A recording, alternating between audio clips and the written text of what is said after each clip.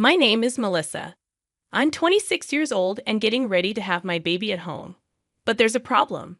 My mother-in-law doesn't seem to like me much. She says mean things about me to my husband when she thinks I can't hear. She says I'm not nice, not helpful, don't make money, and have no good qualities. I wanted to tell her off, but I'm pregnant and don't want to make things worse. So I just try to ignore her negativity and focus on taking care of myself and the baby. I'm really excited to meet my baby soon. So while I'm waiting, I take walks and talk to my belly every day. It's a happy time for me. But then my mother-in-law shows up unexpectedly and stays for too long. She complains about everything, like the food and the baby's room. Finally, my baby is born safely, and even though things are busy, I enjoy raising her in my cheerful childhood home. I tell my husband that I'll be back at his place next weekend, but secretly, I wish I could stay home a little longer. I wonder how long I can rely on others, especially since my husband isn't interested in doing housework. I thought to myself. Holding my sleeping baby Lisa in my arms, I smiled at her. This is going to be your home, Lisa? We need to go back and make it cozy, I whispered. When I arrived at our house with lots of bags, I hoped someone would open the door for me when I rang the bell, but nobody did. I struggled to unlock the door and went inside, only to find nobody there. I had told my husband I'd be back by now. As I walked into the living room, I was shocked by what I saw. What happened here? The room was a complete mess, with stuff scattered everywhere. It wasn't just untidy. It looked like someone had deliberately made a mess. Was it a break-in? Terrified, I ran out of the house. Hello, police. I just got back from having my baby, and my house is a disaster, I said shakily into the phone, while my peacefully sleeping baby began to cry, adding to my panic. A neighbor passing by noticed our distress and kindly invited us to rest at their house. They helped me calm down from the shock and fear. After giving my daughter some milk, she fell back asleep. Soon, we heard police sirens, and I went back to my house with the neighbor by my side. The front door was still locked. I was too scared to go in after seeing the living room, so I hadn't checked the other rooms. When I explained this to the police, they commended me for being cautious. They explained that encountering a burglar can be dangerous, so it's safer to stay outside and wait for them to arrive. I hadn't thought about that in my rush, but the idea scared me now. As I finished explaining, a voice full of uncertainty spoke up. What's going on? Why are the police here? It was my mother-in-law. It's a bad situation, mother-in-law. Our house has been ransacked, and we suspect it was a burglary. The police are here to investigate, I explained before she could interrupt. I felt a sharp sting on my cheek as my mother-in-law slapped me hard. My vision blurred from the shock, and amidst the chaos of neighbors and police, I instinctively held my sore cheek. My mother-in-law's face was flushed red with anger as she yelled at me, accusing me of being shameless for calling the police about a burglary. I was stunned, unable to understand why she was so furious, especially with the pain in my cheek throbbing. A neighbor tried to intervene, explaining that calling the police was the right thing to do and it's their job to investigate, but she wouldn't listen. She went on to scold me for leaving my husband alone and going back to my parents' house during childbirth. She said I was useless if I wasn't at home doing housework. And now, she was upset that I had caused a scene by calling the police. Even though everyone around tried to reason with her and tell her it wasn't my fault, she wouldn't listen. As I tried to make sense of it all, I realized something strange. Despite our house possibly being burgled, she didn't seem concerned about any losses. And even though it was the first time she was meeting her grandchild, she didn't show any interest. Why? Everyone around me didn't seem to agree with what I was saying. That's not the point. How can you accuse me without even saying sorry? My mother-in-law completely ignored my question, sticking to her argument. Mom, what's happening? Brian, my husband, interrupted the argument, appearing quite calm. Brian, listen to this. It's awful. My mother-in-law's face lit up with delight at the sight of her beloved son. Melissa apparently called the police. Why? She's been going on about a burglary, but that's impossible. Brian, please tell her to stop being so ridiculous, my mother-in-law insisted. Is that true? Melissa, maybe you got it wrong about the burglary. It's bothering the neighbors, you know? And the police have other things to deal with, so let's send them away soon. Brian said, trying to calm things down. What? I was shocked, but for a different reason this time. Not only was my mother-in-law against me, but now my husband, Brian, seemed to be too. I couldn't believe he would say something like that. Wait, Brian, our house isn't just messy. The police are still investigating. We don't know for sure if it was a burglary yet, but something is definitely off about the state of the house. We're about to check if anything's missing and file a report. No, absolutely not. Brian interrupted me with a raised voice. But why? The conversation was becoming more confusing by the moment. I felt lost, and tears began to fill my eyes. I came back here, and nobody was here, and the room was a mess.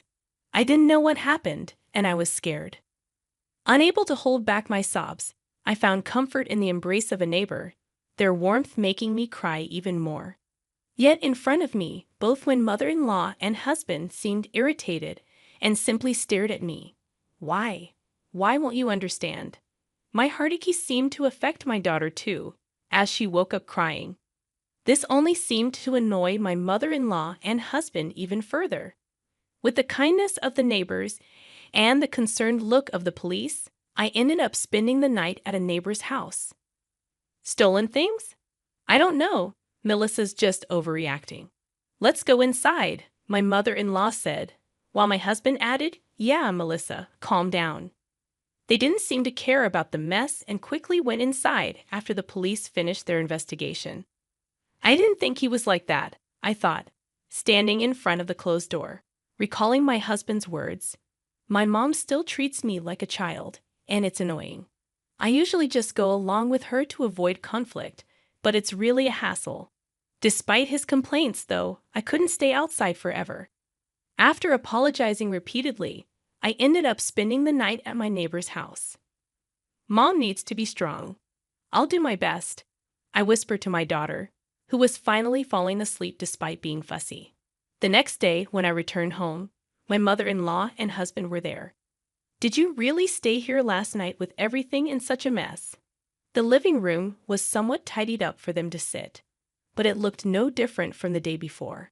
I had checked the other rooms with the police, and it seemed like things had been thrown out of storage in all of them.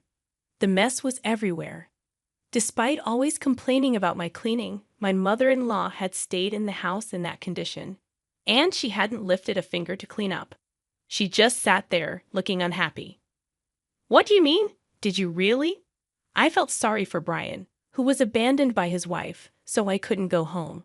Her words hit me, and I responded, It's not that I left. It's that you didn't listen to what I was saying.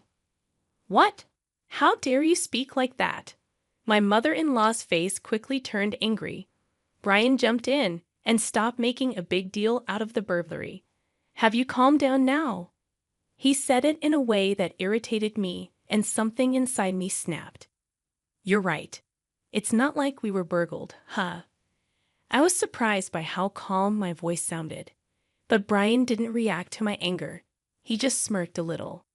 Finally realized it, huh? Yeah, you were overreacting about the burglary. Anyway, start cleaning up, Brian said as if it was someone else's problem. And my mother-in-law looked smug. Cleaning and taking care of the house are a wife's duties, aren't they? My mother-in-law said this in a sickeningly sweet tone, as if talking to a pet. What? I'm not cleaning up.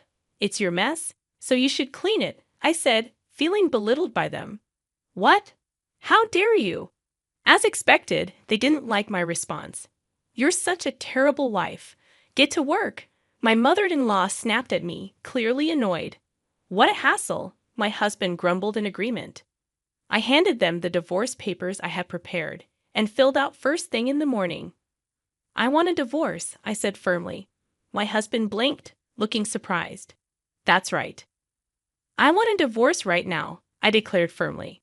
In that instant, my mother-in-law grabbed the divorce papers and melodramatically lamented, "Oh, poor Brian.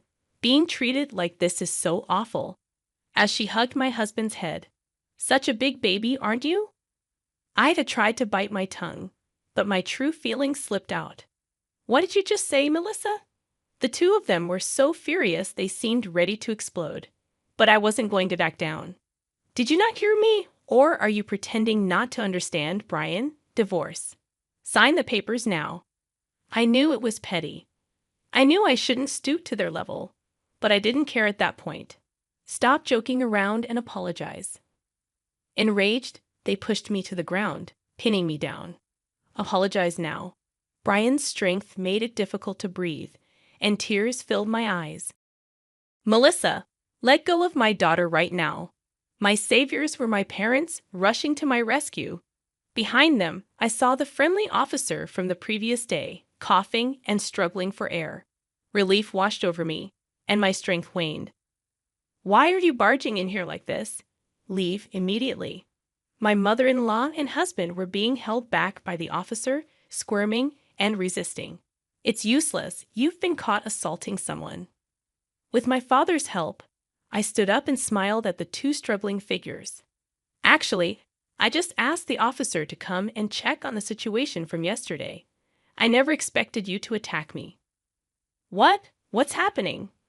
My husband growled, but I wasn't afraid anymore. "We have a baby monitor camera installed in this house for our little Lisa. It's a live stream camera. It couldn't record the person who trashed the room, but," as I spoke, both of them visibly relaxed. "Huh. So what if it's a live camera? I told you, right? Now, the kind neighbor who helped us yesterday is watching over this room. They listened to your conversation yesterday, along with a lot of people at the police station. My parents were watching too." "Yes, after my mother-in-law and husband disappeared behind the door yesterday, I started checking the baby monitor camera. The police suspected that this whole break-in thing seemed fishy, perhaps even staged. Not just my mother-in-law, but my husband too might be involved," I explained. They guessed right. "When I came home, the room was all messy, and you both acted surprised, blaming me for it. You planned to make my parents apologize by saying they didn't want a daughter-in-law who'd do something like that. But you didn't want a daughter-in-law at all because we had a baby girl, not a boy. You wanted to replace me with someone else, right? And what's this about an affair approved by the mother-in-law?" I said it all quickly, and everyone looked at them coldly. "It must be a mistake," my husband said nervously. "No way. I would never cheat." Melissa, do you still have more to say? This nonsense. Stop." My mother-in-law, who forgot herself for a moment and got angry, wasn't forgiven by the others. I also refused to accept being judged on such an unfair basis. I don't want a family that doesn't care about how our baby is doing. It's not right that our neighbor, who's been looking after her, shows more love than my own family since I arrived today. I'm going back to my parents' house. And yes, I'll file for divorce and fight for custody of our daughter. It seems that's what you all wanted." "No, wait a minute, not to the police station. I don't want to go. Let go. I don't want to." Both of them caused a scene as the police took them away. Afterward, my mother-in-law and husband became infamous in the neighborhood, and not in a good way. They tried to make things right by offering me a divorce settlement, but it didn't help. The rumors had already spread. No matter how much they insisted they paid me, no one believed them. I returned to my parents' house and am raising my daughter with their help.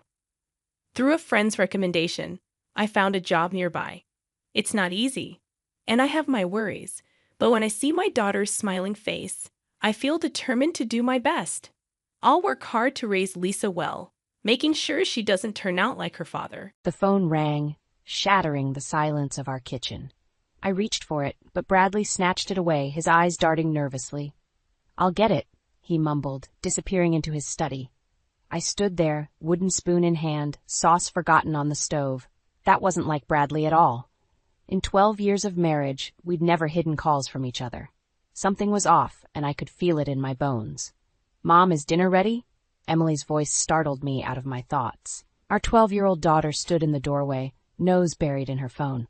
Almost, sweetie. Why don't you set the table? As Emily begrudgingly put down her phone, I stirred the sauce, my mind racing. When had things changed? Bradley and I used to be the perfect couple, college sweethearts who'd built a life together. Now it felt like we were drifting apart, and I couldn't pinpoint why. The study door opened, and Bradley emerged, his face a mask of forced cheerfulness. "Sorry about that, honey. Work call. On a Sunday evening?" I raised an eyebrow. He shrugged, avoiding my gaze. "You know how it is. The Johnson account is giving us trouble." I nodded, unconvinced. The Bradley I married would have shared the details, asked for my input. This Bradley was a stranger. Dinner was a quiet affair, punctuated only by Emily's chatter about school and her friends. I watched Bradley push his food around his plate, his mind clearly elsewhere. "How about we all go for ice cream after dinner?" I suggested, desperate to recapture some of our old family magic. Emily's face lit up, but Bradley shook his head. "Sorry, I've got some work to finish up. You two go ahead." As I cleared the dishes, I caught a glimpse of our reflection in the window. When had we become these people? This isn't what I'd imagined when I said "I do" all those years ago. "Mom?" Emily's voice pulled me back to reality. "Can we still go for ice cream?" I forced a smile.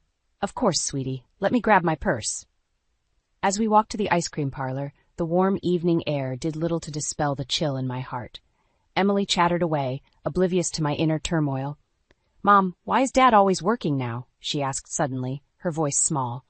I stumbled, caught off guard by her perceptiveness. "Well, honey, sometimes adults have to work hard to provide for their families." She frowned, unconvinced. "But he never wants to do anything with us anymore." My heart ached at the truth in her words. "I'm sure it's just temporary, sweetie. Things will get better." But even as I said it, I wasn't sure I believed it myself. Back home, I found Bradley in his study, door firmly closed. I knocked gently. "Brad, can we talk?" He opened the door, looking haggard. "What is it, Laura?" "I'm swamped here." I miss you. We miss you. Emily was asking about you earlier." His expression softened for a moment, then hardened again.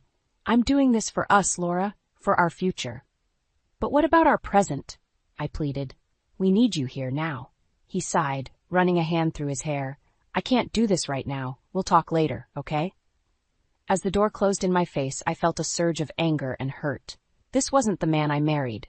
This wasn't the life I'd signed up for. My phone buzzed with a text. It was from an unknown number. "Your husband is lying to you. Meet me tomorrow at noon, Central Park bench near the duck pond. Come alone." I stared at the screen, my heart pounding. Who was this? What did they know? As I deleted the message, one thing became clear. Our perfect life was about to shatter, and I had no idea how to stop it. I stared at the moving boxes piled high in our living room, a lump forming in my throat. This wasn't how I'd imagined spending my 40th birthday. "Mom, where should I put these?" Emily asked, struggling with a box labeled kitchen. "Just leave it there, sweetie. We'll sort it out later." I forced a smile, trying to hide my unease. Bradley burst through the front door, grinning from ear to ear. "Isn't this great? Back in my old hometown, new job, fresh start for all of us." I nodded weakly, remembering the career I'd left behind in the city. "Yeah, great." "Oh, come on, Laura. This is a fantastic opportunity for us," Bradley said, his enthusiasm grating on my nerves. "For you, you mean?" I muttered under my breath. "What was that?" "Nothing," I said, plastering on a fake smile. "Just thinking about all the unpacking we need to do." The doorbell rang, saving me from further conversation. I opened it to find Cynthia, Bradley's mother, standing there with a casserole dish. "Welcome to the neighborhood," she trilled, pushing past me into the house. "Oh, Bradley, darling, how wonderful to have you back home." I watched as she enveloped Bradley in a hug, completely ignoring Emily and me. Some things never change. "Laura," Cynthia said, finally acknowledging my presence. "I hope you'll be able to adjust to small-town life. It's quite different from your big city ways."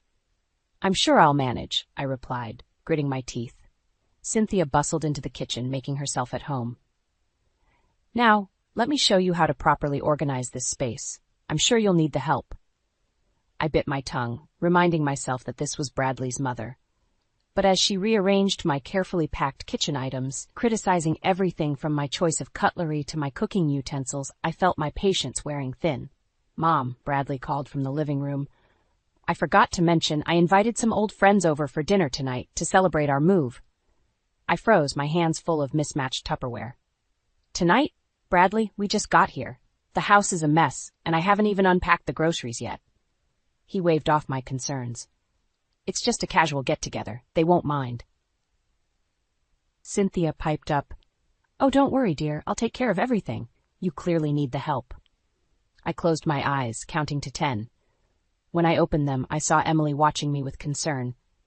Mom, are you okay? She whispered. I nodded, pulling her into a hug. I'm fine, sweetie. Just a little overwhelmed. As the evening wore on, our house filled with Bradley's old friends. I plastered on a smile, playing the role of the happy wife while Cynthia held court in the kitchen, regaling everyone with stories of Bradley's childhood. Remember when you won the state spelling bee? She gushed. Always knew you'd do great things, unlike some people who give up their careers at the drop of a hat. The room fell silent, all eyes turning to me. I felt my cheeks burn with humiliation. Mom, Bradley warned, but the damage was done. I excused myself, fleeing to the back porch. The cool night air did little to calm my racing heart. What had I done? I'd given up everything. My job, my friends, my independence, for this. The porch door creaked open behind me. I turned, expecting Bradley, but instead found Emily. Mom, she said softly. I heard Grandma talking to Dad. She said you're not good enough for him, that he could do better. My heart shattered. I pulled Emily close, stroking her hair. Oh, sweetie, that's not true. Your grandma she just wants what's best for your dad. But what about what's best for you? Emily asked, her voice muffled against my shirt. I had no answer. As we stood there, the sounds of laughter drifting from inside, I realized I'd never felt more alone. Something had to change, and soon. But what could I do, trapped in this new life I never wanted? The porch door opened again. This time it was Bradley. Laura? Mom's looking for you. She needs help serving dessert. I took a deep breath, steeling myself. Coming, I said, my voice hollow. As I walked back into the house, I couldn't shake the feeling that I was walking into a trap of my own making. The library's quiet hum was a welcome respite from the chaos at home. I shelved books methodically, losing myself in the familiar routine. It wasn't the high-powered career I'd left behind, but it was something that was mine. Laura, dear? Mrs. Henderson, the head librarian, approached. There's a call for you at the front desk. It's your mother-in-law. My stomach clenched. What could Cynthia want now? I picked up the phone, bracing myself. Hello, Cynthia. Laura, I've had the most wonderful idea, she gushed. We should all go to the lake house this weekend. It'll be perfect for family bonding. I bit back a groan. This weekend? I'm not sure if. Nonsense. I've already spoken to Bradley, and he thinks it's marvelous. Emily will love it too, I'm sure. Of course, she'd gone behind my back. Cynthia, I really don't think. It's settled then. We'll leave Friday afternoon. Do try to be punctual, dear. The line went dead before I could protest further. I slumped against the desk, defeat washing over me. That evening, I broached the subject with Bradley. Your mother called about a lake house trip? He barely looked up from his phone. Oh yeah, sounds great, doesn't it? Bradley, we can't just drop everything and go. I have work, and Emily has her dance recital practice. He finally met my gaze, irritation flashing in his eyes. Come on, Laura. It's just a weekend. Mom's trying to make an effort here. Can't you do the same? I bit my tongue, choking back the words I really wanted to say.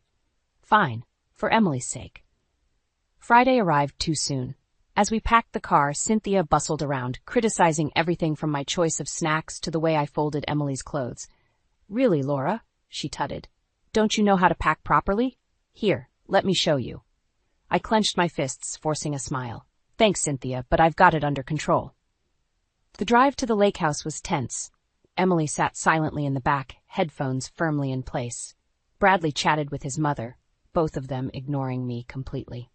As we pulled up to the lake house, I had to admit it was beautiful. The sun glinted off the water, and the air smelled of pine and possibility. Isn't it wonderful? Cynthia crowed. Bradley, remember when we used to come here every summer? How could I forget, Mom? Best times of my life. I lugged our bags inside, feeling like an outsider in my own family. The weekend crawled by in a haze of forced smiles and thinly veiled insults. Cynthia dominated every conversation, regaling us with tales of Bradley's childhood and not-so-subtle digs at my parenting. Emily, darling, she said over dinner. "Has your mother taught you how to make my famous pot roast yet?" "Oh, that's right. Laura isn't much of a cook, is she?" I gripped my fork tighter, willing myself not to react. On Sunday morning, I escaped to the dock, desperate for a moment of peace. The lake stretched out before me, calm and indifferent to my turmoil. "Mom?" Emily's voice startled me. "Are you okay?" I turned to find my daughter watching me with worried eyes. "I'm fine, sweetie. Just enjoying the view." She sat beside me, her legs dangling over the water. "I don't like it here," she confessed. "Grandma's always so mean to you." My heart ached.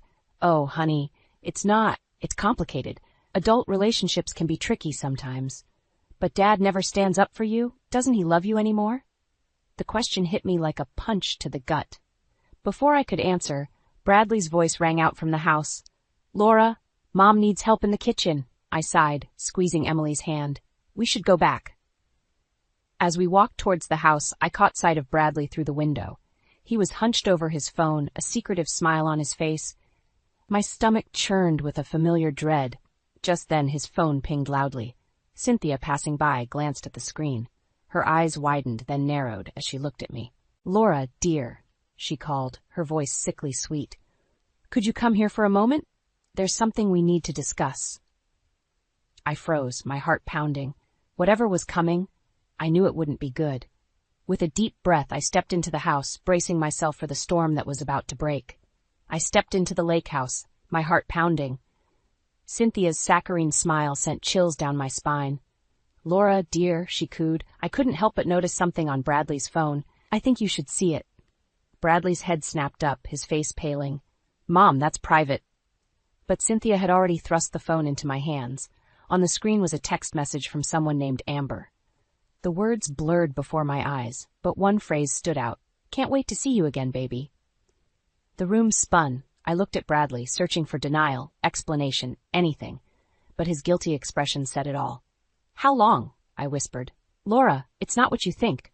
"How long?" I repeated, my voice stronger now. Cynthia interjected, her voice dripping with false concern. "Now, Laura, let's not jump to conclusions. I'm sure there's a perfectly reasonable explanation." I whirled on her. "Stay out of this, Cynthia. This is between me and your son." Bradley stood, reaching for me. "Laura, please. It's just a work thing. Amber's a colleague." "A colleague you call baby?" I spat. "Do you think I'm stupid?" Emily appeared in the doorway, her eyes wide with fear. "Mom? Dad? What's going on?" The sight of our daughter snapped me back to reality. I couldn't do this here, not in front of her. I took a deep breath, forcing calm into my voice. "Nothing, sweetie. Just a misunderstanding. Why don't you go pack your things? We're leaving." "But we're supposed to stay until tomorrow," Emily protested. "Plans change," I said firmly. "Please, Emily, just do as I ask." As Emily reluctantly trudged upstairs, I turned back to Bradley. "We'll discuss this at home, privately." The drive back was excruciating. Emily sat in the back seat, headphones on, oblivious to the tension crackling between Bradley and me. Cynthia had tried to intervene, but I'd shut her down with a glare that could have melted steel. At home, I sent Emily to her room, promising we'd talk later. Then I rounded on Bradley. "Explain," I demanded. He sighed, running a hand through his hair. "It's not what you think, Laura. Amber's just a friend." "Don't lie to me," I exploded. "Friends don't text like that. How long has this been going on? Is this why you wanted to move back here?" Bradley's face hardened. "You know what? Maybe if you hadn't been so caught up in your own career, I wouldn't have had to look elsewhere for support." His words hit me like a slap. "My career? The one I gave up for you?" "Oh, please," he scoffed. "You've been resentful ever since we moved. You never gave this place a chance. You never gave my family a chance." "Your family?" I laughed bitterly. "You mean your mother, who's been undermining me at every turn? Who treats me like I'm not good enough for her precious son?" "See, this is exactly what I'm talking about. You're always playing the victim." I stared at him, this stranger wearing my husband's face. "Do you even love me anymore?" The silence that followed was deafening. Finally, Bradley spoke, his voice low. "I don't know, Laura. I don't know if I have for a long time." Something inside me shattered. I stumbled back, gripping the kitchen counter for support. "I think," I said, my voice shaking, "that you should leave. Tonight. I can't look at you right now." Bradley nodded, defeat etched in every line of his face. As he trudged upstairs to pack a bag, I sank to the floor, sobs racking my body. A small hand touched my shoulder. I looked up to see Emily, tears streaming down her face. "Mom," she whispered, "are you and Dad getting a divorce?" I pulled her close, stroking her hair. "I don't know, sweetie. I really don't know." As we clung to each other on the kitchen floor, I realized I had a decision to make. Fight for a marriage that might already be beyond saving, or find the strength to start over. Either way, nothing would ever be the same again. The days after Bradley left were a blur of tears and sleepless nights. I moved through the house like a ghost, barely eating, barely sleeping. Emily watched me with worried eyes, but I couldn't find the words to comfort her when I could barely hold myself together. It was on a Tuesday afternoon when everything changed. I was folding laundry, mindlessly matching socks, when Emily burst into the room, her face flushed with excitement. "Mom, I got the lead in the school play," she exclaimed, waving a script in her hand. I forced a smile, trying to muster enthusiasm. "That's wonderful, sweetie. What's the play?" "Romeo and Juliet," she said, her eyes shining. Then her face fell. "But I need to stay after school for rehearsals. Dad usually picks me up, but—" The unfinished sentence hung in the air, heavy with implications. I swallowed hard, pushing down the lump in my throat. "Don't worry, I'll figure something out." Emily hesitated, then blurted out, "Mom, is Dad living with Amber now?" The sock I was holding slipped from my fingers. "What? Emily, how do you know about Amber?" She looked down, scuffing her toe against the carpet. I overheard Dad talking to her on the phone, before the lake house trip. He said he loved her. The world tilted on its axis. I gripped the edge of the laundry basket, trying to steady myself. "Emily, why didn't you tell me?" Tears welled up in her eyes. "I didn't want to hurt you, and I thought maybe if I pretended everything was okay, it would be." I pulled her into a fierce hug, my own tears falling into her hair. "Oh, sweetie, this isn't your burden to bear. I'm so sorry you've been carrying this secret." As Emily sobbed in my arms, a cold fury settled in my chest. Bradley hadn't just betrayed me, he'd put our daughter in an impossible position. After Emily had cried herself out and gone to her room, I reached for my phone with shaking hands. I dialed a number I knew by heart. "Lily, it's Laura. I need your help." My best friend's voice was warm and concerned. "Laura, what's wrong?" "It's Bradley," I said, my voice breaking. "He's been having an affair. I think I need a divorce lawyer." Lily's sharp intake of breath crackled over the line. "Oh, honey, I'm so sorry. Listen, I know a great family law attorney. I'll send you her details. But Laura, are you sure about this?" I closed my eyes, seeing Emily's tear-stained face in my mind. I have to be. For Emily's sake, if nothing else. After hanging up, I sat on the bed, my mind racing. The thought of divorce terrified me. How would we manage financially? What would happen to Emily? But the alternative, staying in a loveless marriage, watching my daughter suffer in silence, was unthinkable. A soft knock at the door pulled me from my thoughts. Emily peeked in, her face pale and drawn. "Mom, can I sleep in here tonight?" I patted the bed beside me, and she crawled in, curling up against me like she used to when she was little. As I stroked her hair, a fierce determination welled up inside me. "Emily," I said softly, "I want you to know that whatever happens between your dad and me, it's not your fault, and I will always, always be here for you." She nodded against my shoulder, her voice muffled. "Are you going to divorce Dad?" The question hung in the air, heavy with implications. I took a deep breath, knowing my answer would change everything. "I think I have to, sweetie, for both of us." As Emily's breathing evened out in sleep, I stared at the ceiling, my mind made up. Tomorrow, I would call the lawyer Lily recommended. Tomorrow, I would take the first step towards reclaiming my life and protecting my daughter. It wouldn't be easy. Bradley and Cynthia would fight me every step of the way. But as I held Emily close, I knew one thing for certain. I was done being a victim. It was time to fight back. The manila envelope felt heavy in my hands, like it contained more than just paper. It held the weight of my shattered world. I'd hired a private investigator last week, using the money I'd been saving for Emily's college fund. It felt wrong, but I needed to know the truth. With trembling fingers, I opened the envelope. Photos spilled out onto the kitchen table. Bradley and a young blonde woman, laughing over coffee, holding hands in the park, kissing outside an unfamiliar apartment building. My stomach churned as I flipped through them, each image a knife to my heart. The investigator's report was clinical, detailing times, dates, and locations. Bradley had been seeing this woman, Amber, for over a year. Since before we moved. Since before I gave up my career. A sob escaped my throat, quickly followed by another. I crumpled to the floor, the photos scattered around me like the pieces of my broken life. "Mom?" Emily's voice cut through my grief. I looked up to see her standing in the doorway, eyes wide with concern. I hastily wiped my tears, trying to gather the photos. "It's nothing, sweetie, just some work stuff." But Emily was too quick. She snatched one of the photos, her face paling as she recognized her father with another woman. Is this why Dad left?" she whispered. I nodded, unable to lie. "I'm so sorry, Emily. You shouldn't have to deal with this." She dropped the photo, her face hardening. "We need to confront him. And Grandma Cynthia too. She knows, doesn't she?" Her maturity stunned me. I pulled her into a hug, marveling at her strength. "You're right. It's time we face this head on," I called Bradley, my voice steady despite my racing heart. "We need to talk, all of us, including your mother. Come to the house tonight." Hours later, we sat in the living room, Emily and I on one couch, Bradley and Cynthia on the other. The photos lay on the coffee table between us, an undeniable testament to Bradley's betrayal. "How could you?" I asked, my voice barely above a whisper. Bradley's face was ashen. "Laura, I can explain." "Explain what?" Emily interrupted, her voice sharp.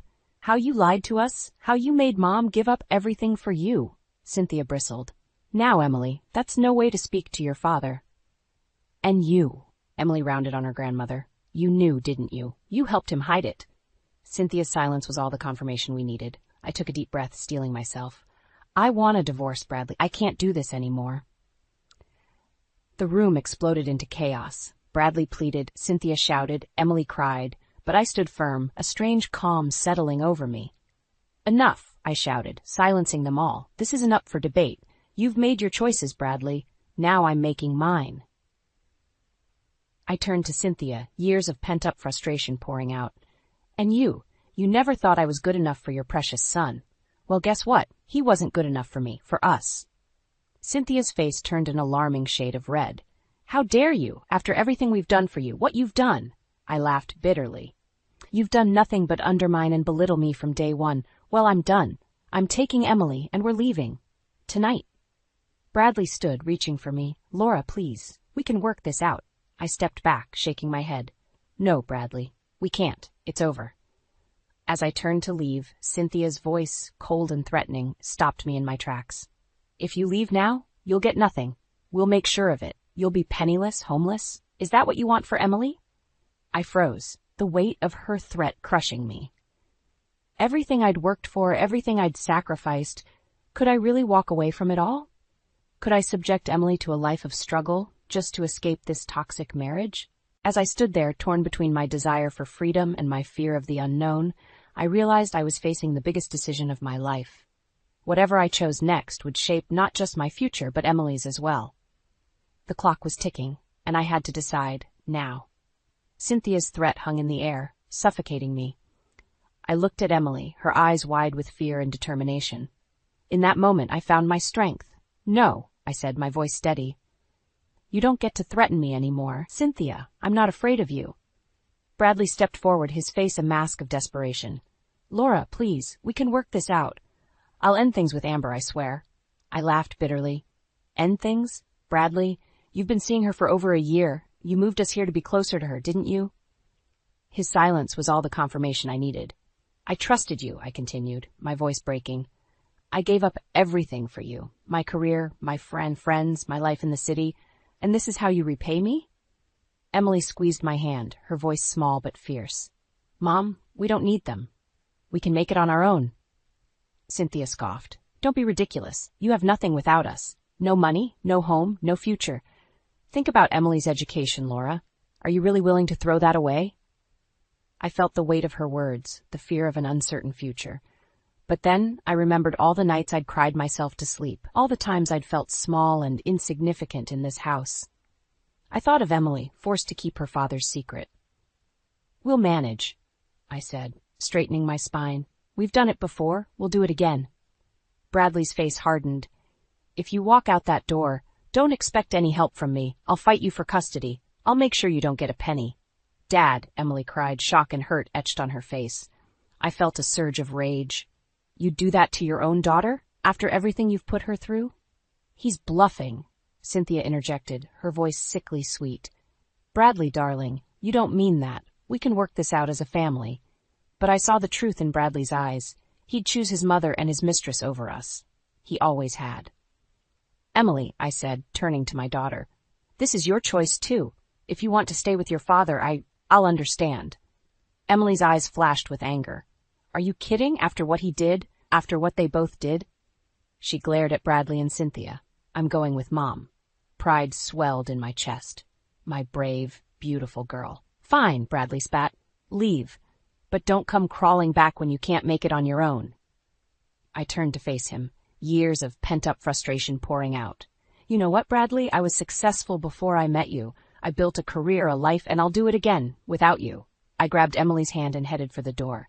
As I reached for the handle, Cynthia's voice stopped me.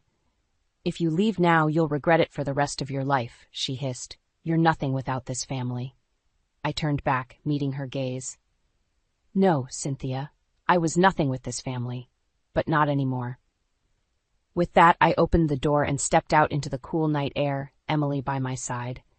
As we walked to the car, I felt a weight lift from my shoulders. The road ahead would be hard, but for the first time in years, I felt free. We drove in silence for a while, the enormity of what we'd done settling over us. Then Emily spoke, her voice small in the darkness. "Mom, what are we going to do now?" I gripped the steering wheel, my mind racing. We had no home, little money, and an uncertain future. But we had each other, and that was a start. "I don't know, sweetie," I admitted, "but we'll figure it out together." As the lights of our old town faded in the rearview mirror, I felt a mix of terror and exhilaration. We were starting over, just the two of us against the world. It wouldn't be easy, but as I glanced at Emily's determined face, I knew we'd make it.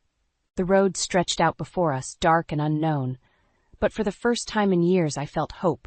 Whatever came next, we'd face it head on. Together. The key turned in the lock of my old apartment, and I pushed open the door with a mixture of trepidation and hope. Emily stepped in behind me, her eyes wide as she took in the dusty furniture and bare walls. "It's small," she said, her voice echoing in the empty space. I nodded, swallowing the lump in my throat. "It is, but it's ours." We spent the next few days cleaning, unpacking the few belongings we'd managed to grab before leaving. It was hard work, but with each box we emptied, each room we made livable, I felt a sense of pride growing. We were rebuilding, one small step at a time. On our third night in the apartment, as we sat on the floor eating takeout, my phone rang. It was Bradley. "Laura," his voice was strained. "Please, can we talk about this? I made a mistake, but we can fix it. Come home." I closed my eyes, feeling the pull of familiarity, the temptation of an easier path. But then I looked at Emily, her face set in determination as she arranged our meager belongings, and I found my strength. "No, Bradley, this is our home now. You made your choice," he sighed, his voice turning cold. "Fine, but don't expect any help from me. You're on your own." As I hung up, Emily looked at me, worry etched on her face. "Was that Dad? What did he say?" I pulled her close, kissing the top of her head. "Nothing important, sweetie. We're going to be okay." The next morning I woke early, determination coursing through me. I had a plan. I called my old boss, swallowing my pride as I explained my situation. To my surprise, she was sympathetic. "Laura, we've missed you. There's a position opening up next month. It's not as senior as your old role, but it's a start. Are you interested?" Tears of relief sprang to my eyes. "Yes, absolutely. Thank you." With that piece of good news, I felt a weight lift from my shoulders. We could do this. We would do this.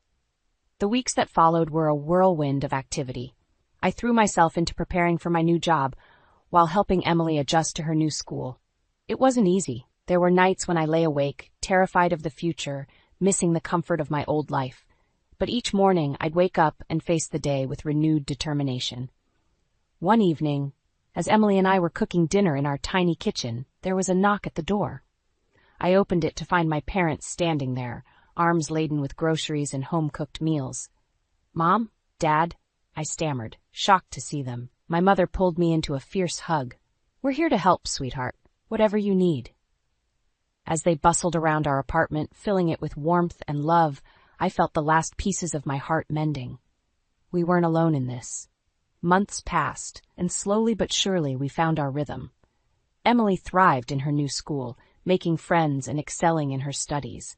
I threw myself into my work, rediscovering the passion and drive I'd forgotten I had. One sunny Saturday, as Emily and I walked through the park near our apartment, she turned to me, her face serious. "Mom, are you happy? Do you ever regret leaving?" I paused, considering her question. I thought about the struggles we'd faced, the nights I'd cried myself to sleep, but I also thought about the strength we'd found, the bond between us that had only grown stronger. "No, sweetie," I said, squeezing her hand.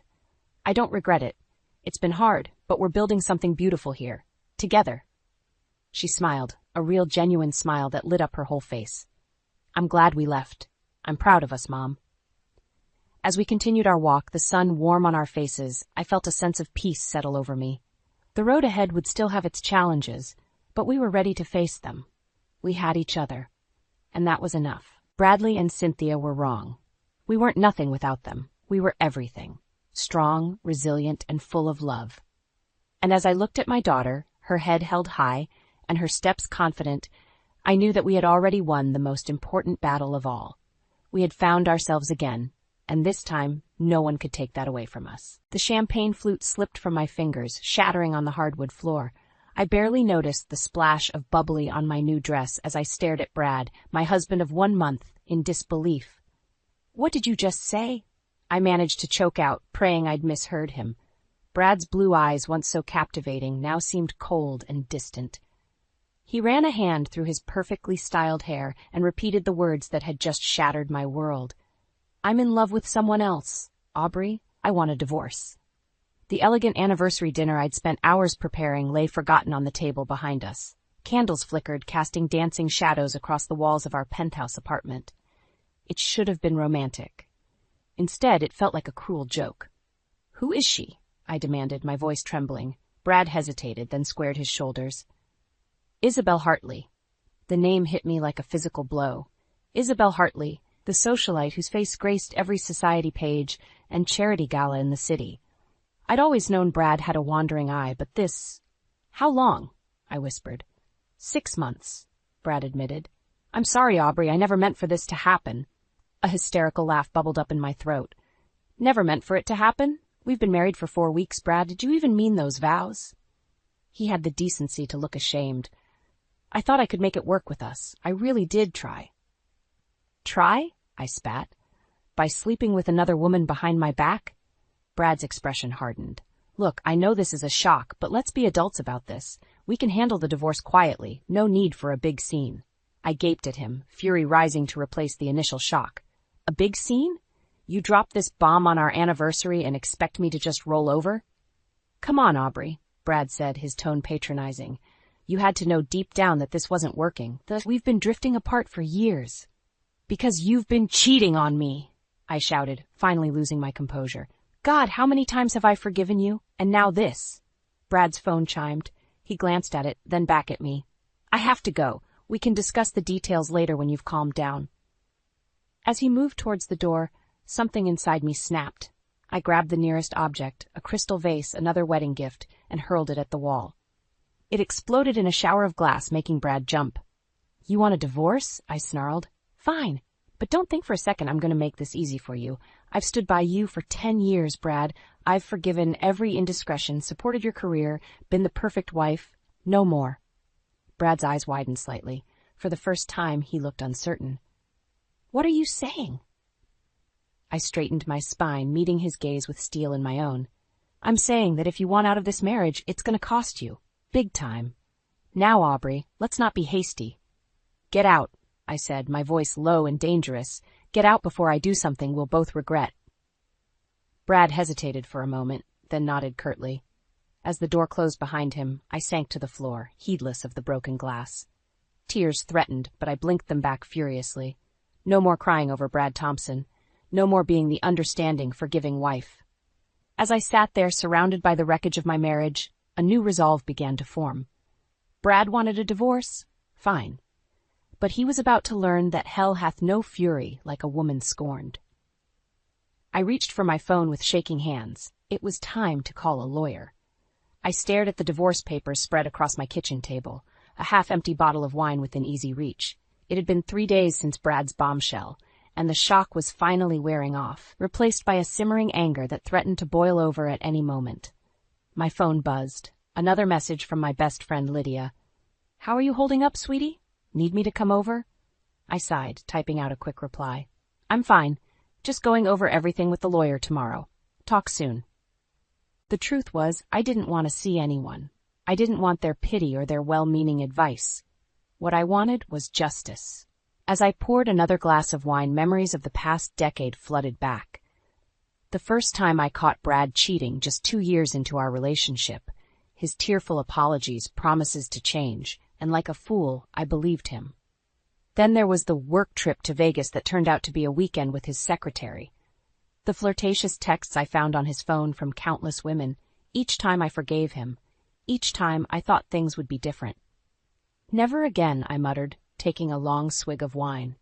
The doorbell rang, startling me out of my bitter reverie. I wasn't expecting anyone, and for a moment I considered ignoring it, but something compelled me to answer. I wish I hadn't. Brad stood in the hallway, looking annoyingly handsome in an expensive suit. "Aubrey," he said, his voice soft. "Can we talk?" Every instinct screamed at me to slam the door in his face. Instead, I stepped aside, letting him in.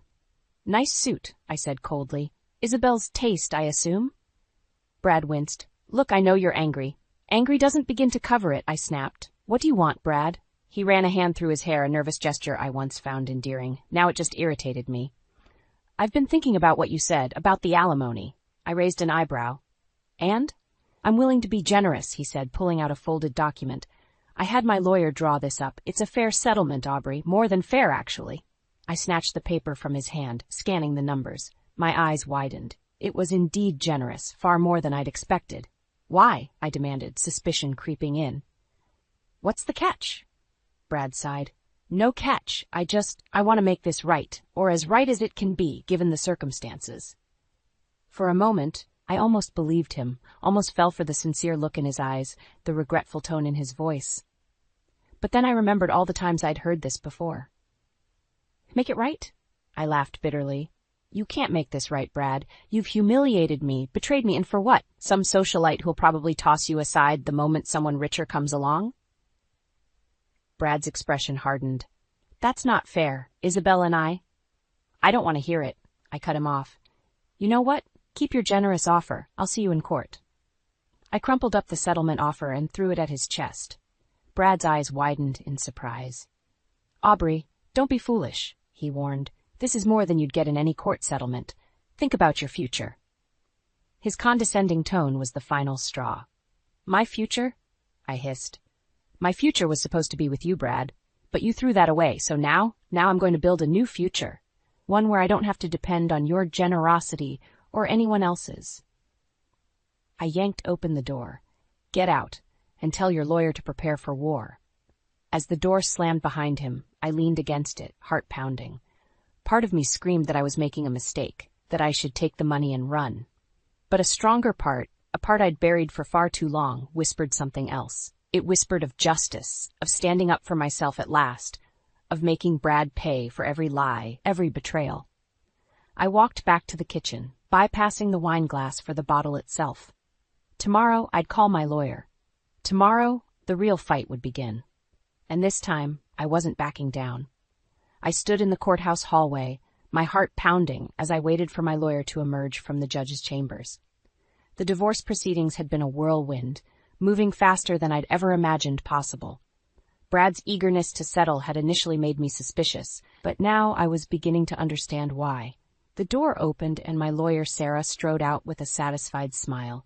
"It's done, Aubrey. The judge approved the settlement." I blinked, stunned. "Just like that? What about the fight I was preparing for?" Sarah shrugged. "Sometimes we get lucky. Brad's lawyer pushed for a quick resolution, and the terms are more than fair. You're getting a very generous alimony package." As if summoned by his name, Brad appeared at the end of the hallway, Isabel clinging to his arm like an expensive accessory. My stomach churned at the sight of them together. "Congratulations, Aubrey," Brad said, his tone maddeningly cordial. "I hope this settlement helps you start fresh."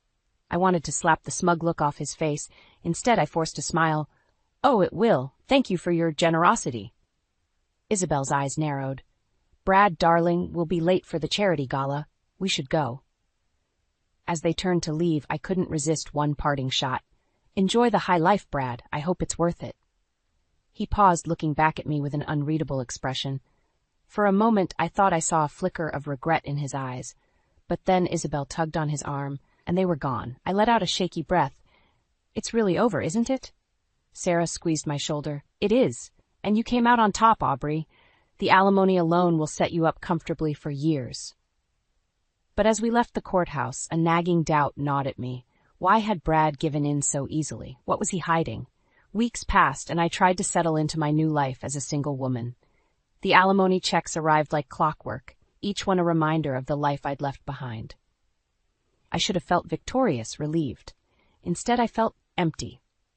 One rainy afternoon, as I scrolled mindlessly through social media, a headline caught my eye. "Tech mogul Brad Thompson and socialite wife make splash at Hampton's gala."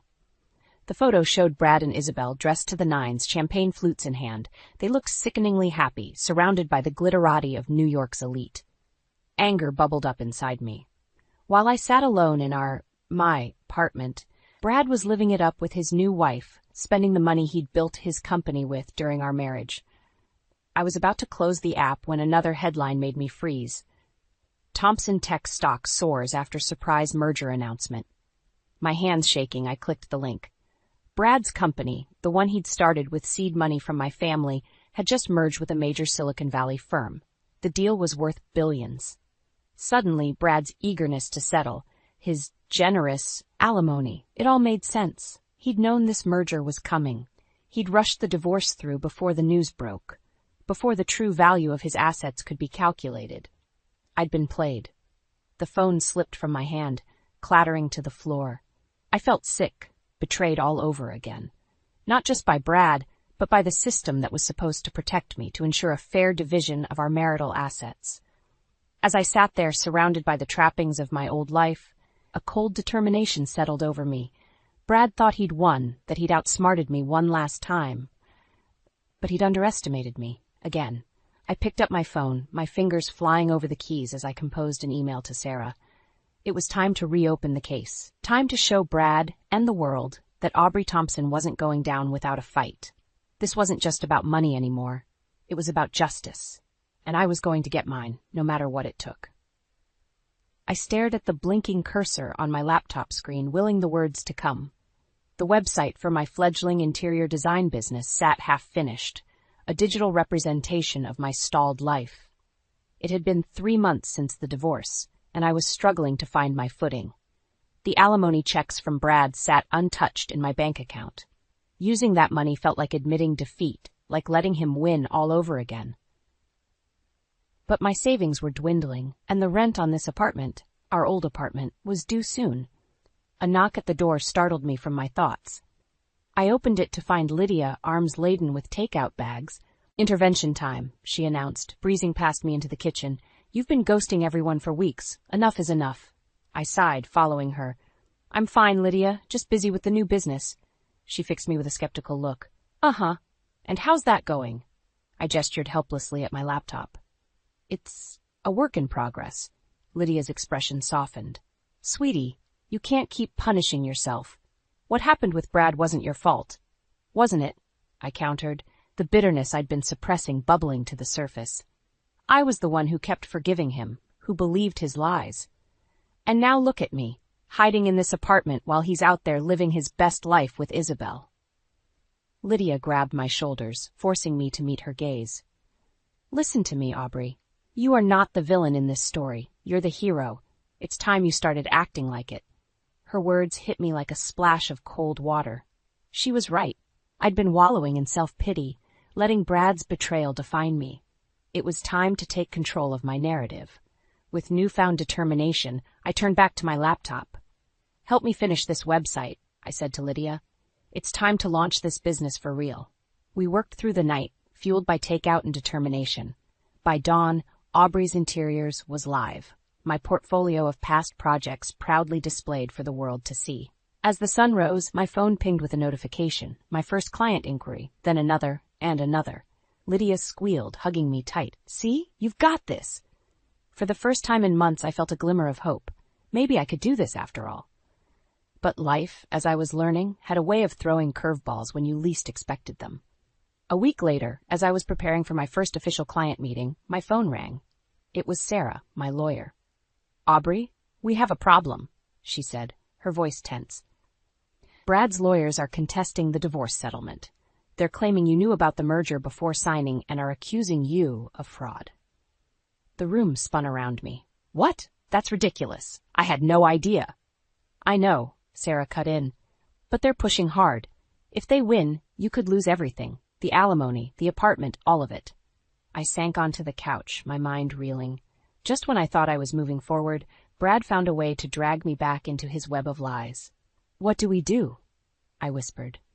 Sarah's voice was grim. "We fight. But Aubrey, I need to know. Is there anything at all that could support their claims? Any conversations with Brad about the company before the divorce?" I racked my brain, thinking back to those tumultuous weeks. Then, with a jolt, I remembered, the night Brad came over with the settlement offer. He'd mentioned something about his company, about the future. I'd been too angry to pay attention at the time, but now... "There might be," I admitted, my stomach churning, "but Sarah, I swear I didn't know about the merger." "I believe you," she said, "but a good lawyer could twist this. We need to be prepared for a tough battle." As I hung up the phone, I stared at my newly launched website.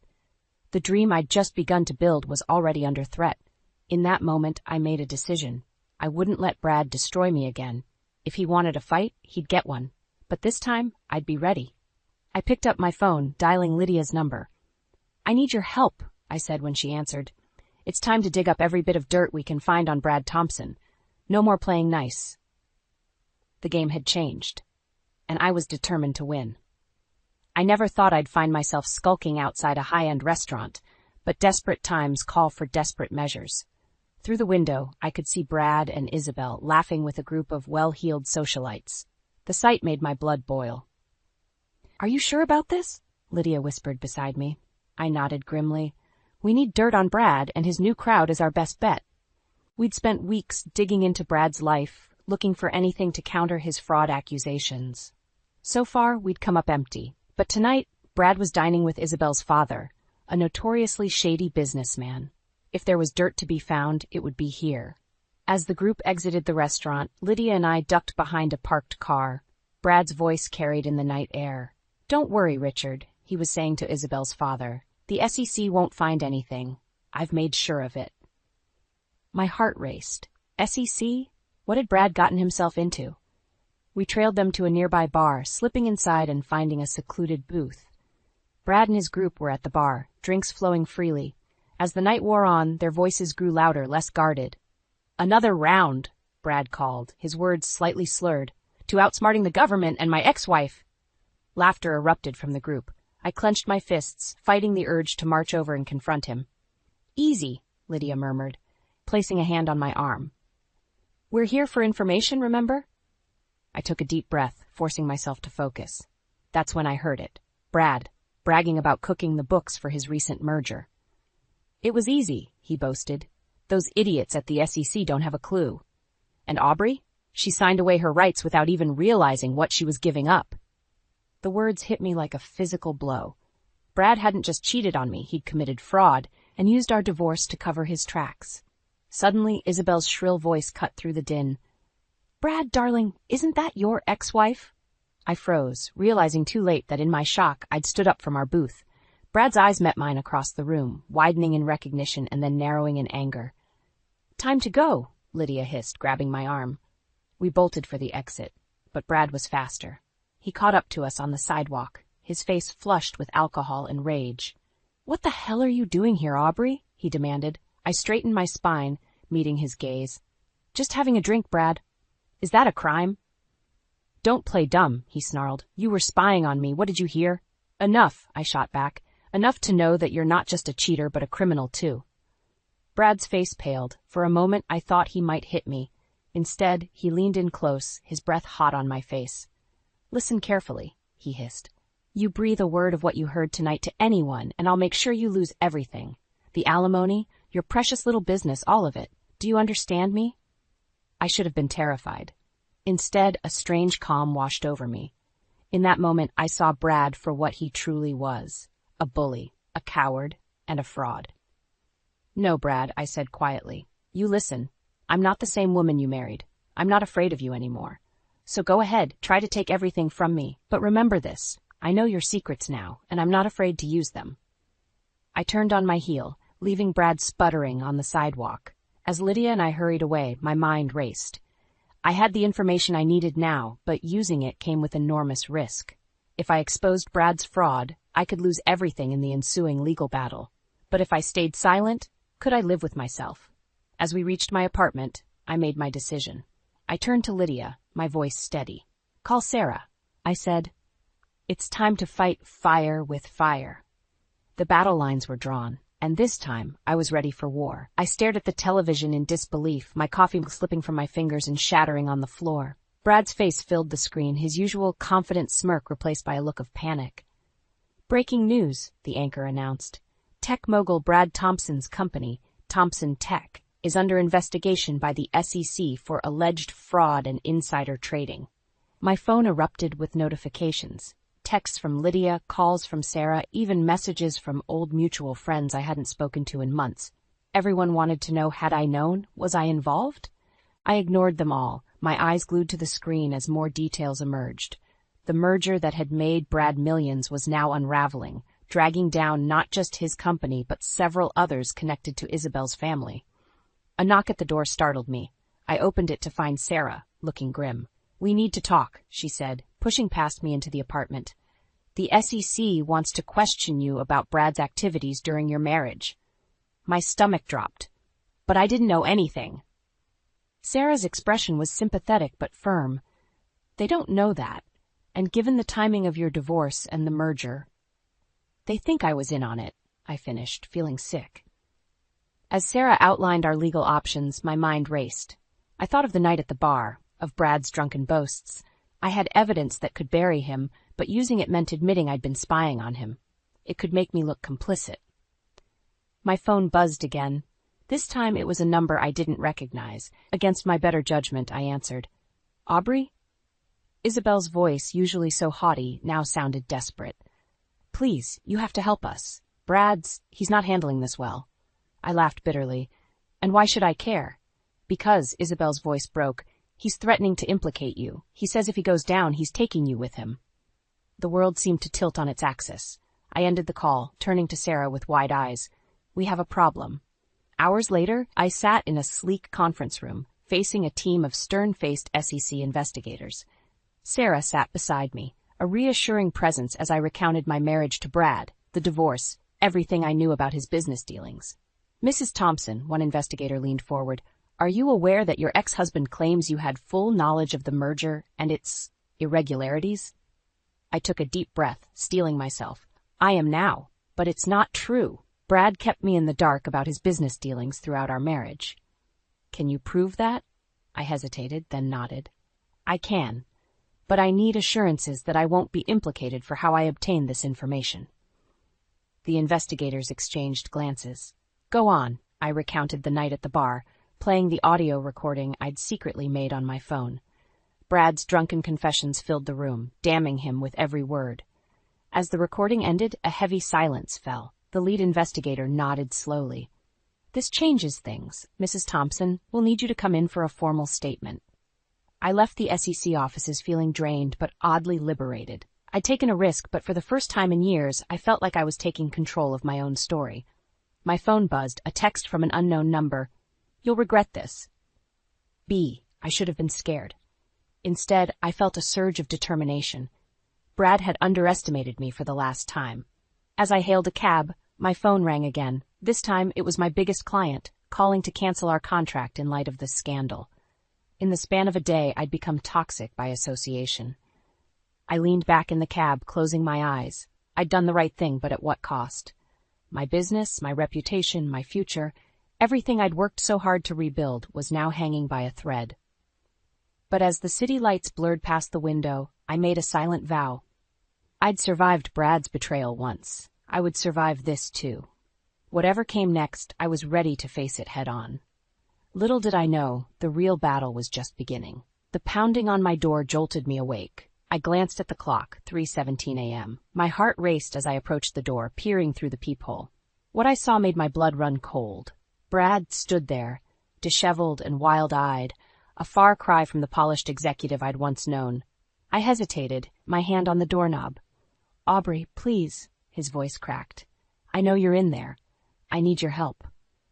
Against my better judgment, I opened the door. Brad stumbled in, reeking of alcohol and desperation. "What are you doing here?" I demanded, keeping my distance. Brad's eyes darted around the room. "It's all falling apart, Aubrey. The company, the merger, everything. Isabel left me. Her family's lawyers are circling like vultures." "And this concerns me how?" I crossed my arms, fighting to keep my voice steady. He ran a shaking hand through his hair. "I'm sorry for everything. I was a fool, Aubrey. I threw away the best thing in my life for what? A life that was all smoke and mirrors." I'd imagined this moment so many times, Brad broken, apologizing, but now that it was happening, I felt nothing but a cold, hard anger. "You're only sorry because you got caught," I said flatly.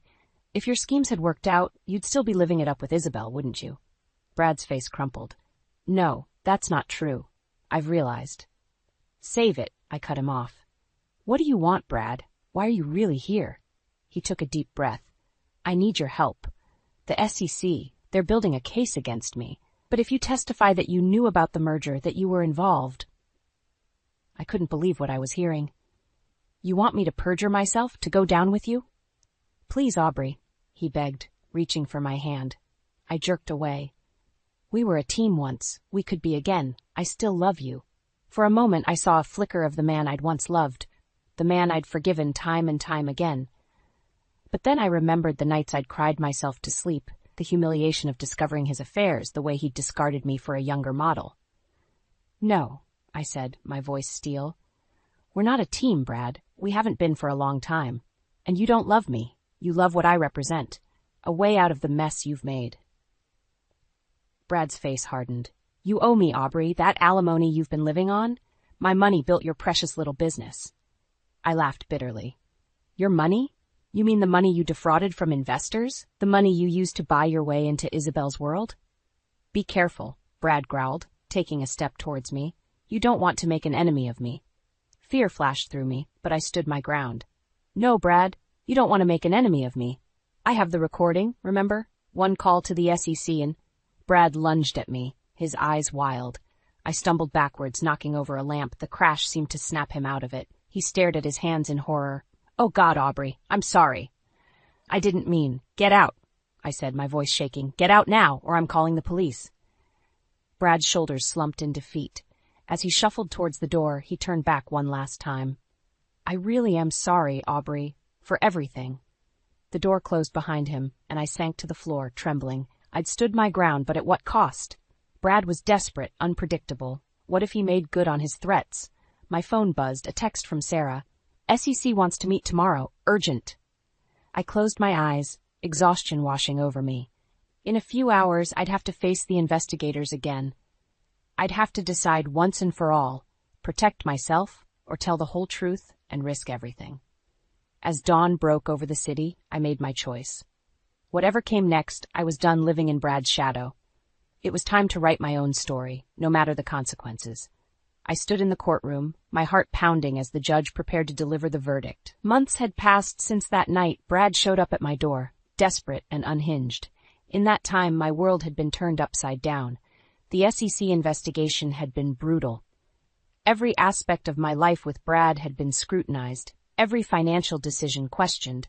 I'd lost clients, friends, and more than a few nights' sleep. But I'd stood my ground, telling the truth even when it hurt. Now, as I waited for the judge's decision, I caught Brad's eye across the courtroom.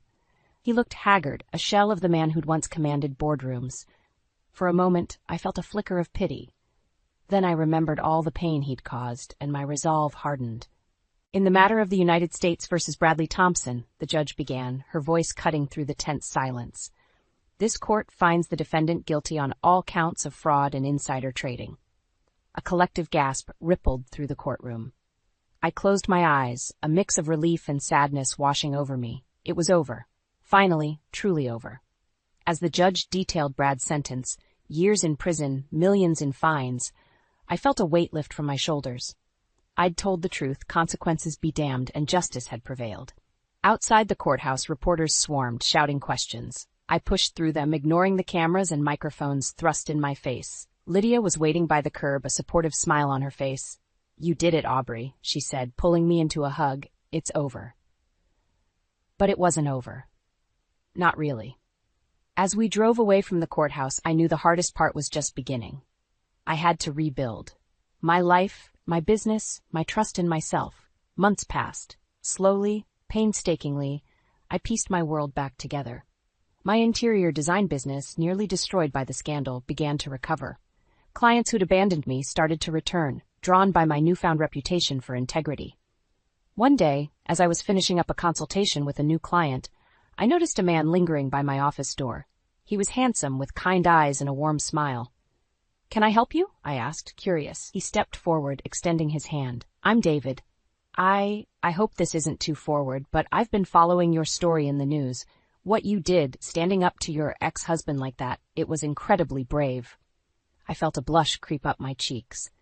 "Thank you. It wasn't easy, but it was the right thing to do." David's smile widened.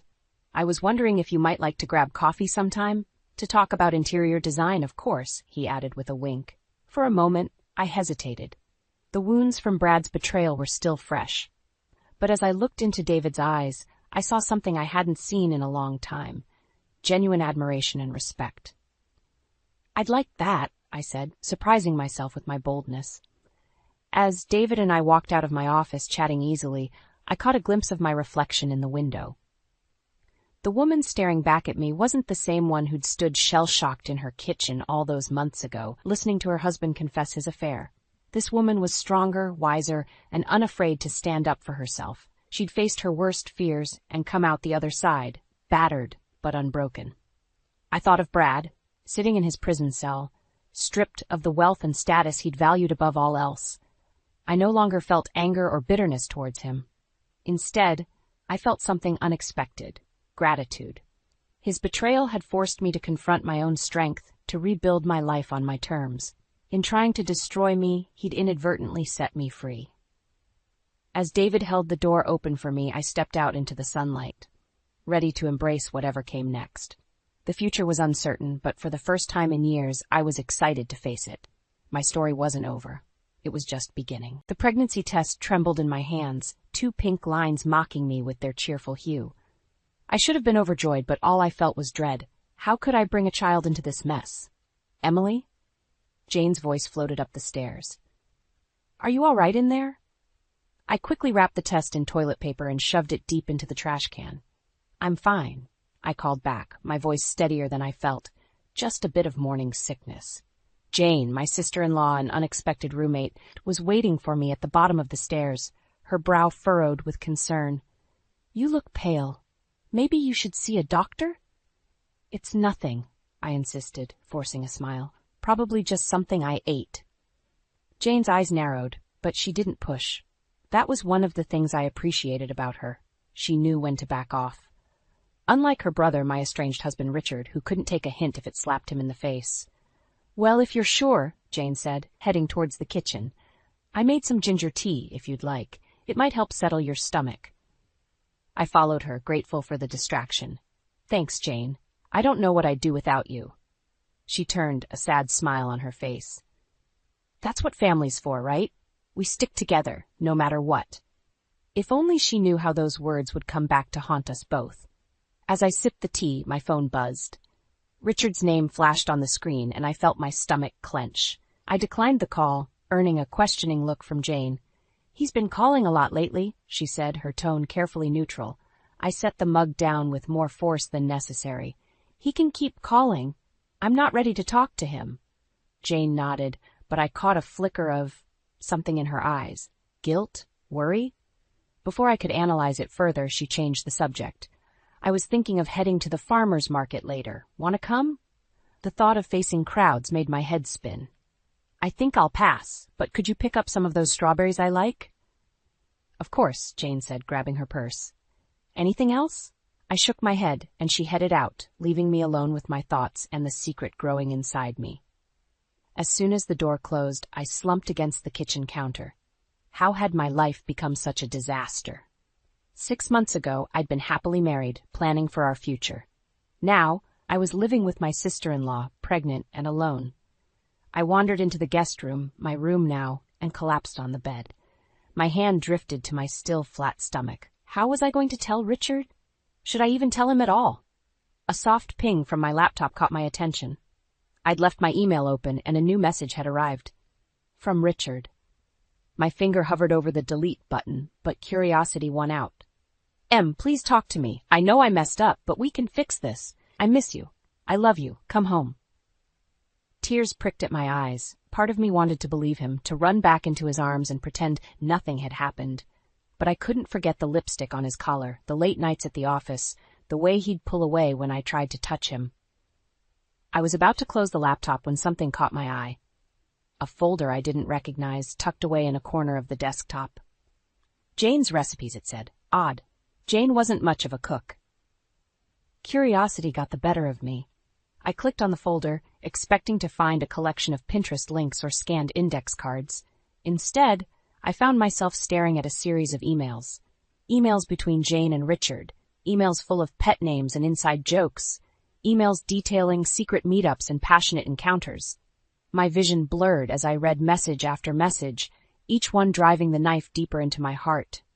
The dates stretched back months, long before Richard and I had separated. The front door opened, and I heard Jane's cheerful voice. Emily, I'm back. I got those strawberries you wanted. I slammed the laptop shut, my mind reeling. How could they do this to me? How long had this been going on? As Jane's footsteps approached, I made a split-second decision. I wouldn't confront her. Not yet. I needed time to think, to plan. Because one thing was crystal clear.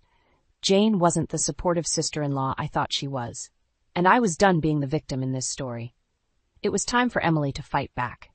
I spent the night tossing and turning, the weight of Jane's betrayal crushing my chest. By morning, I'd made up my mind. I couldn't live under the same roof as that snake for another day. As I stumbled into the kitchen, Jane was already there, humming as she poured coffee.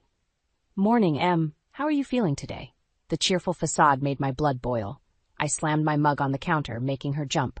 Cut the act, Jane. I know everything. Her smile faltered. What are you taltered? What are you talking about? I saw the emails, I spat. Between you and Richard, how long has it been going on? Months? Years? The color drained from Jane's face. Emily, I can explain. Save it, I snarled. I trusted you. You were supposed to be my family. Jane reached for me, her eyes brimming with tears. We never meant to hurt you. It just happened. I jerked away from her touch. Get out now. But Emily, where will I go? I laughed bitterly. I don't care. Go to Richard. You two deserve each other. As Jane scrambled to pack her things, I retreated to my room, shaking with rage and grief. I needed someone on my side, someone I could trust. I grabbed my phone and dialed a number I knew by heart. Abby, it's Em. I need you. An hour later, I was sitting in Abigail's cozy living room, spilling out the whole sordid tale. My oldest friend listened, her face a mix of shock and fury. Those lying, cheating bastards, Abby growled when I finished. Em, I'm so sorry. I wiped away tears I hadn't realized were falling. I don't know what to do, Abby. I'm pregnant, alone, and I've lost everything. Abby's eyes hardened with determination. No, you haven't. You've still got me, and we're going to make those two pay for what they've done. I blinked, surprised by the venom in her voice. What do you mean? A slow, wicked smile spread across Abby's face. I mean, it's time for a little revenge, honey. They think they can walk all over you? Let's show them how wrong they are. Part of me recoiled at the idea. I'd never been the type for revenge. But another part, a darker part I barely recognized, thrilled at the thought of making Richard and Jane suffer like I had. What did you have in mind? I asked, leaning forward. Abby's grin widened. First things first, we need to gather evidence. Those emails are a good start, but we need more. Phone records, credit card statements, anything that proves their affair. I nodded, my mind racing. Richard's always been careless with his phone. I bet I could get into it if I had the chance. Perfect, Abby said, and Jane's bound to slip up eventually. We just need to be patient and watch for our moment. As Abby outlined her plan, I felt a strange mix of excitement and fear. This wasn't like me. I'd always been the peacemaker, the one who avoided conflict. But the thought of Richard and Jane getting away with their betrayal made my blood boil.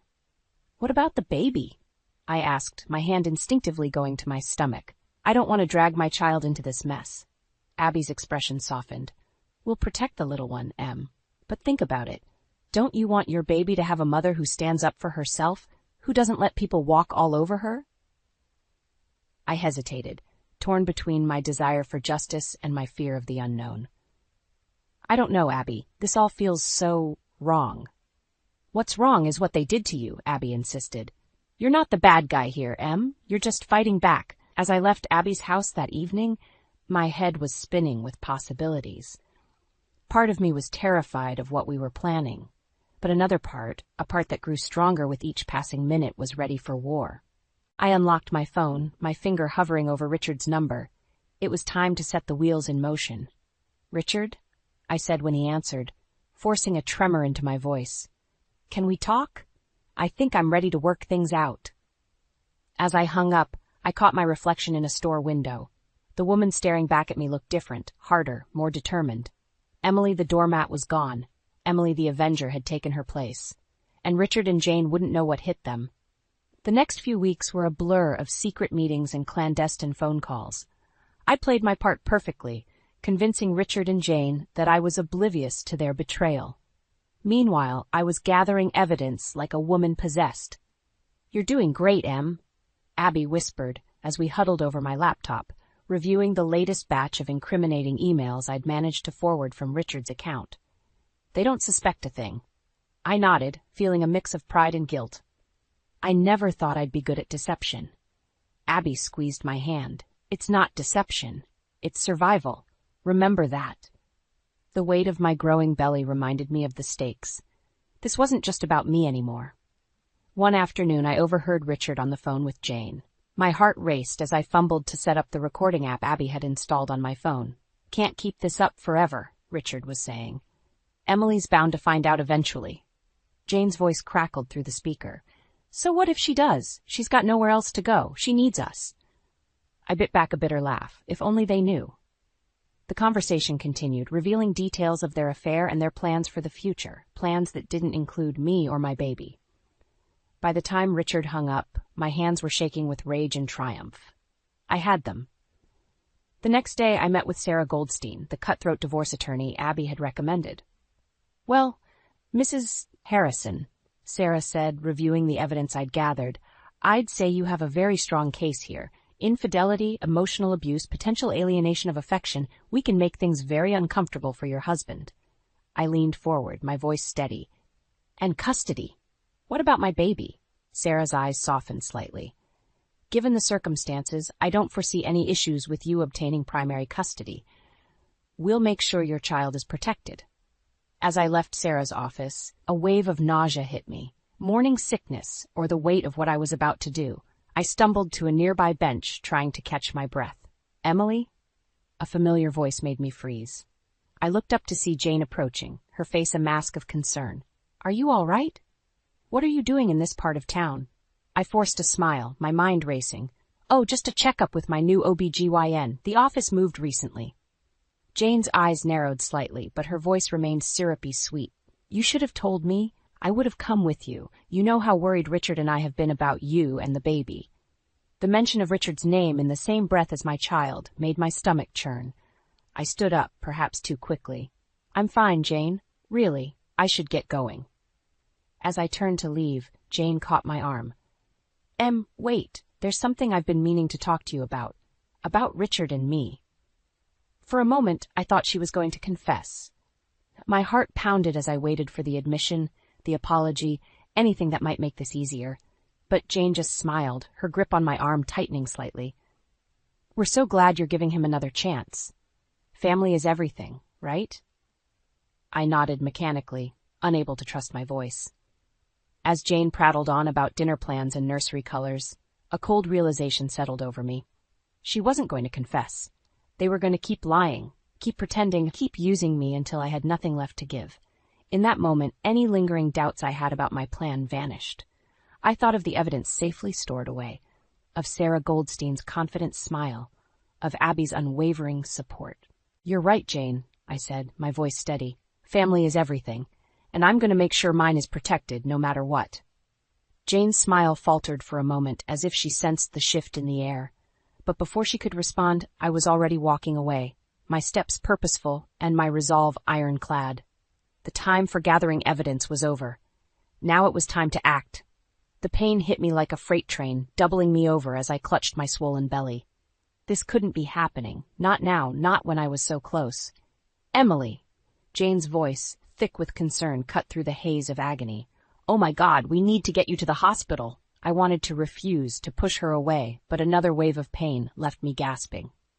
Before I knew it, I was in Jane's car, speeding towards the emergency room. The next few hours were a blur of doctors, nurses, and machines. False labor, they said. The baby was fine, but I needed to stay overnight for observation.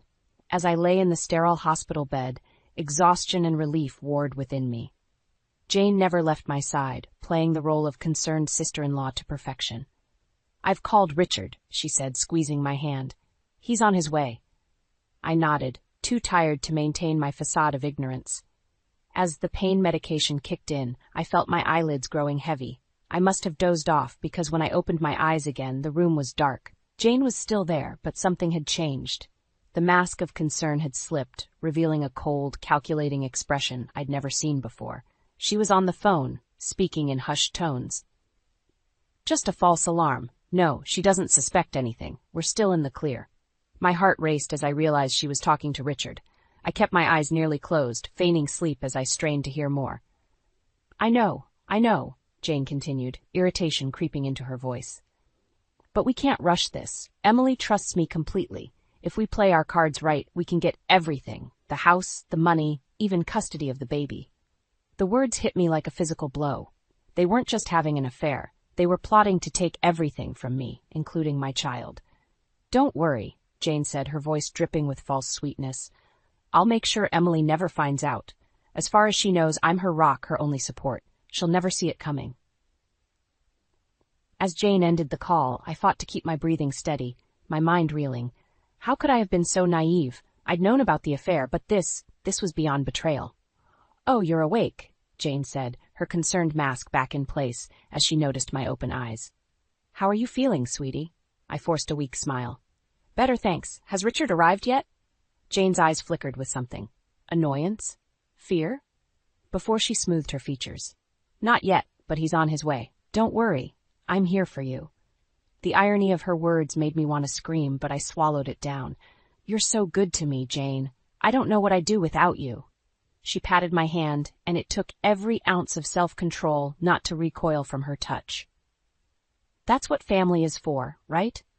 As Jane turned away to adjust my pillows, I caught sight of my phone on the bedside table. I needed to warn Abby, to tell her what I'd overheard. But how could I do it with Jane hovering over me? Just then, a nurse entered the room. "Mrs. Harrison, we need to run a few more tests. I'm afraid I'll have to ask your sister-in-law to step out for a bit." Jane hesitated, but the nurse was insistent. As soon as the door closed behind her, I grabbed my phone with shaking hands. "Abby," I whispered urgently into the voicemail. "It's worse than we thought. They're not just having an affair. They're planning to take everything, including the baby. We need to move fast. Call me as soon as you get this." As I ended the call, a strange calm settled over me. The time for hesitation was over. Jane and Richard had shown their true colors, and now I knew exactly what I was up against. My baby kicked, as if sensing my resolve. I placed a protective hand over my belly, a fierce determination burning in my chest.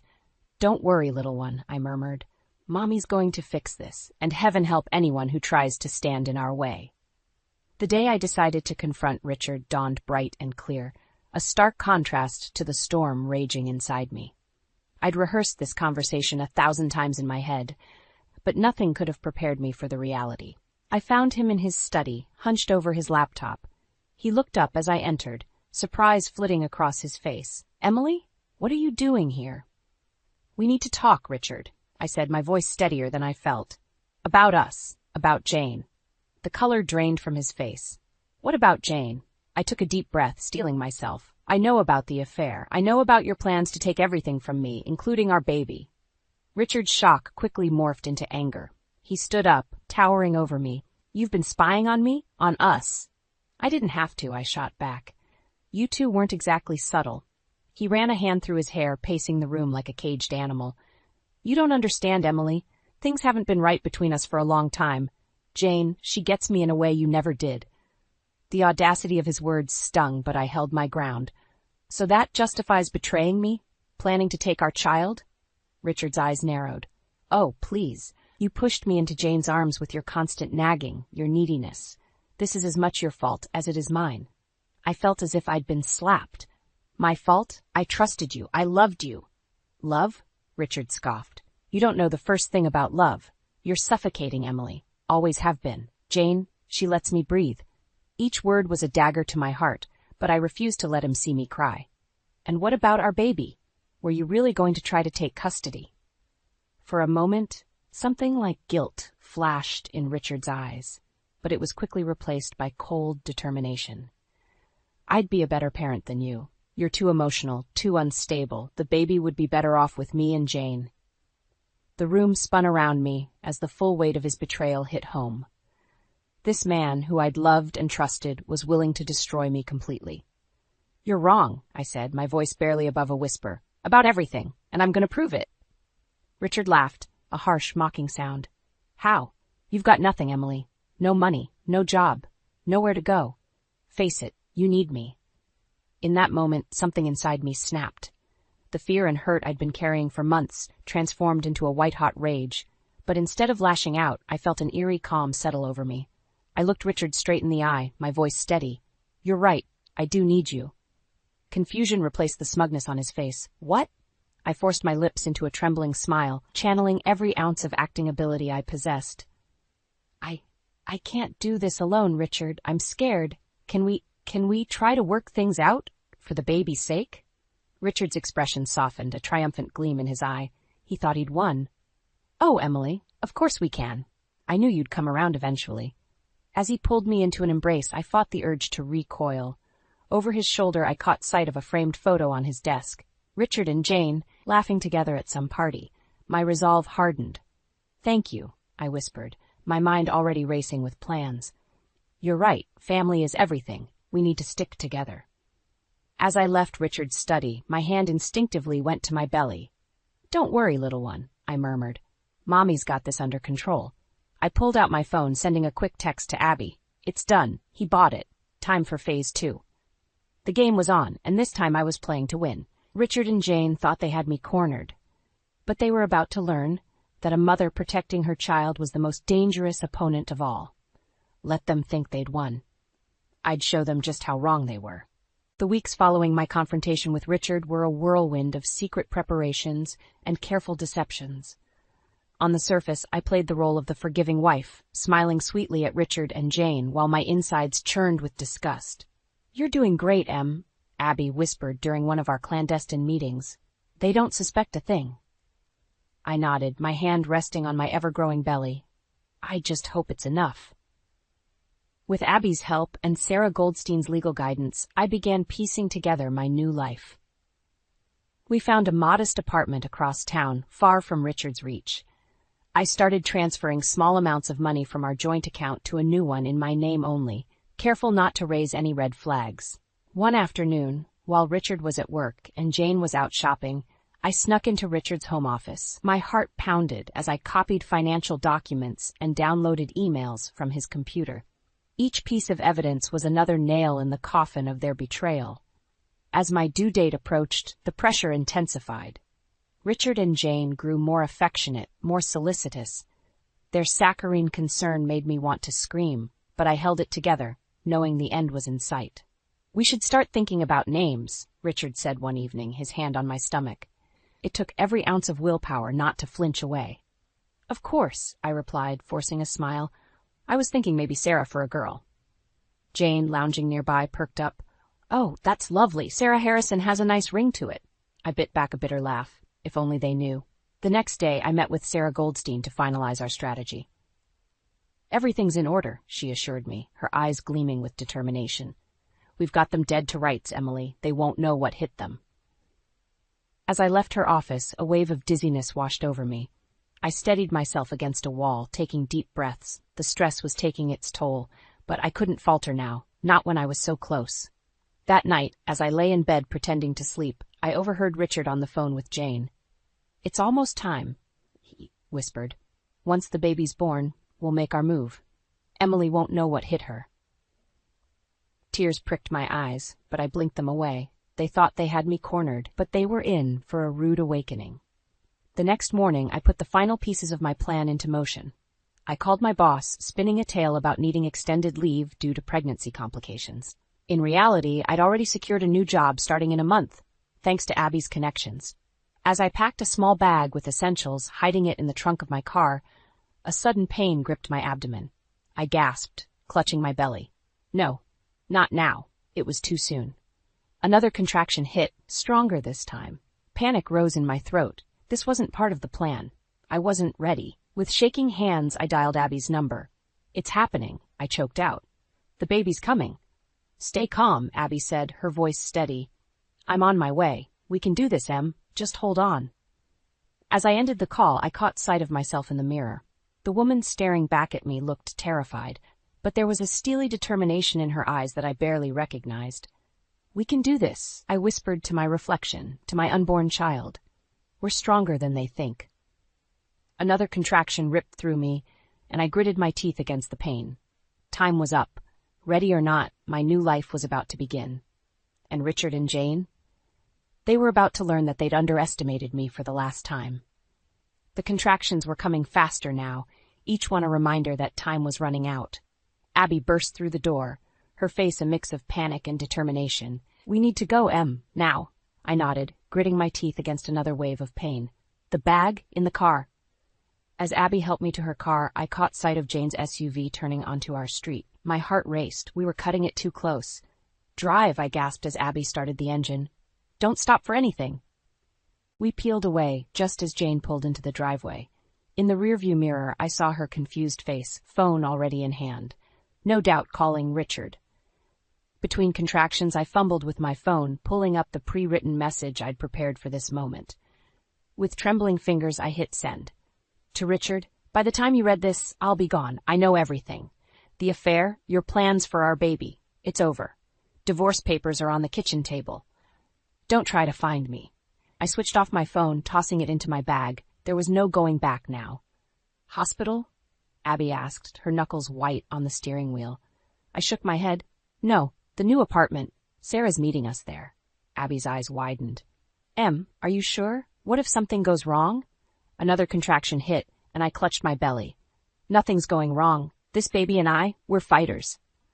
The next hour was a blur of pain and determination. We made it to the apartment, where Sarah Goldstein was waiting with a midwife she'd arranged.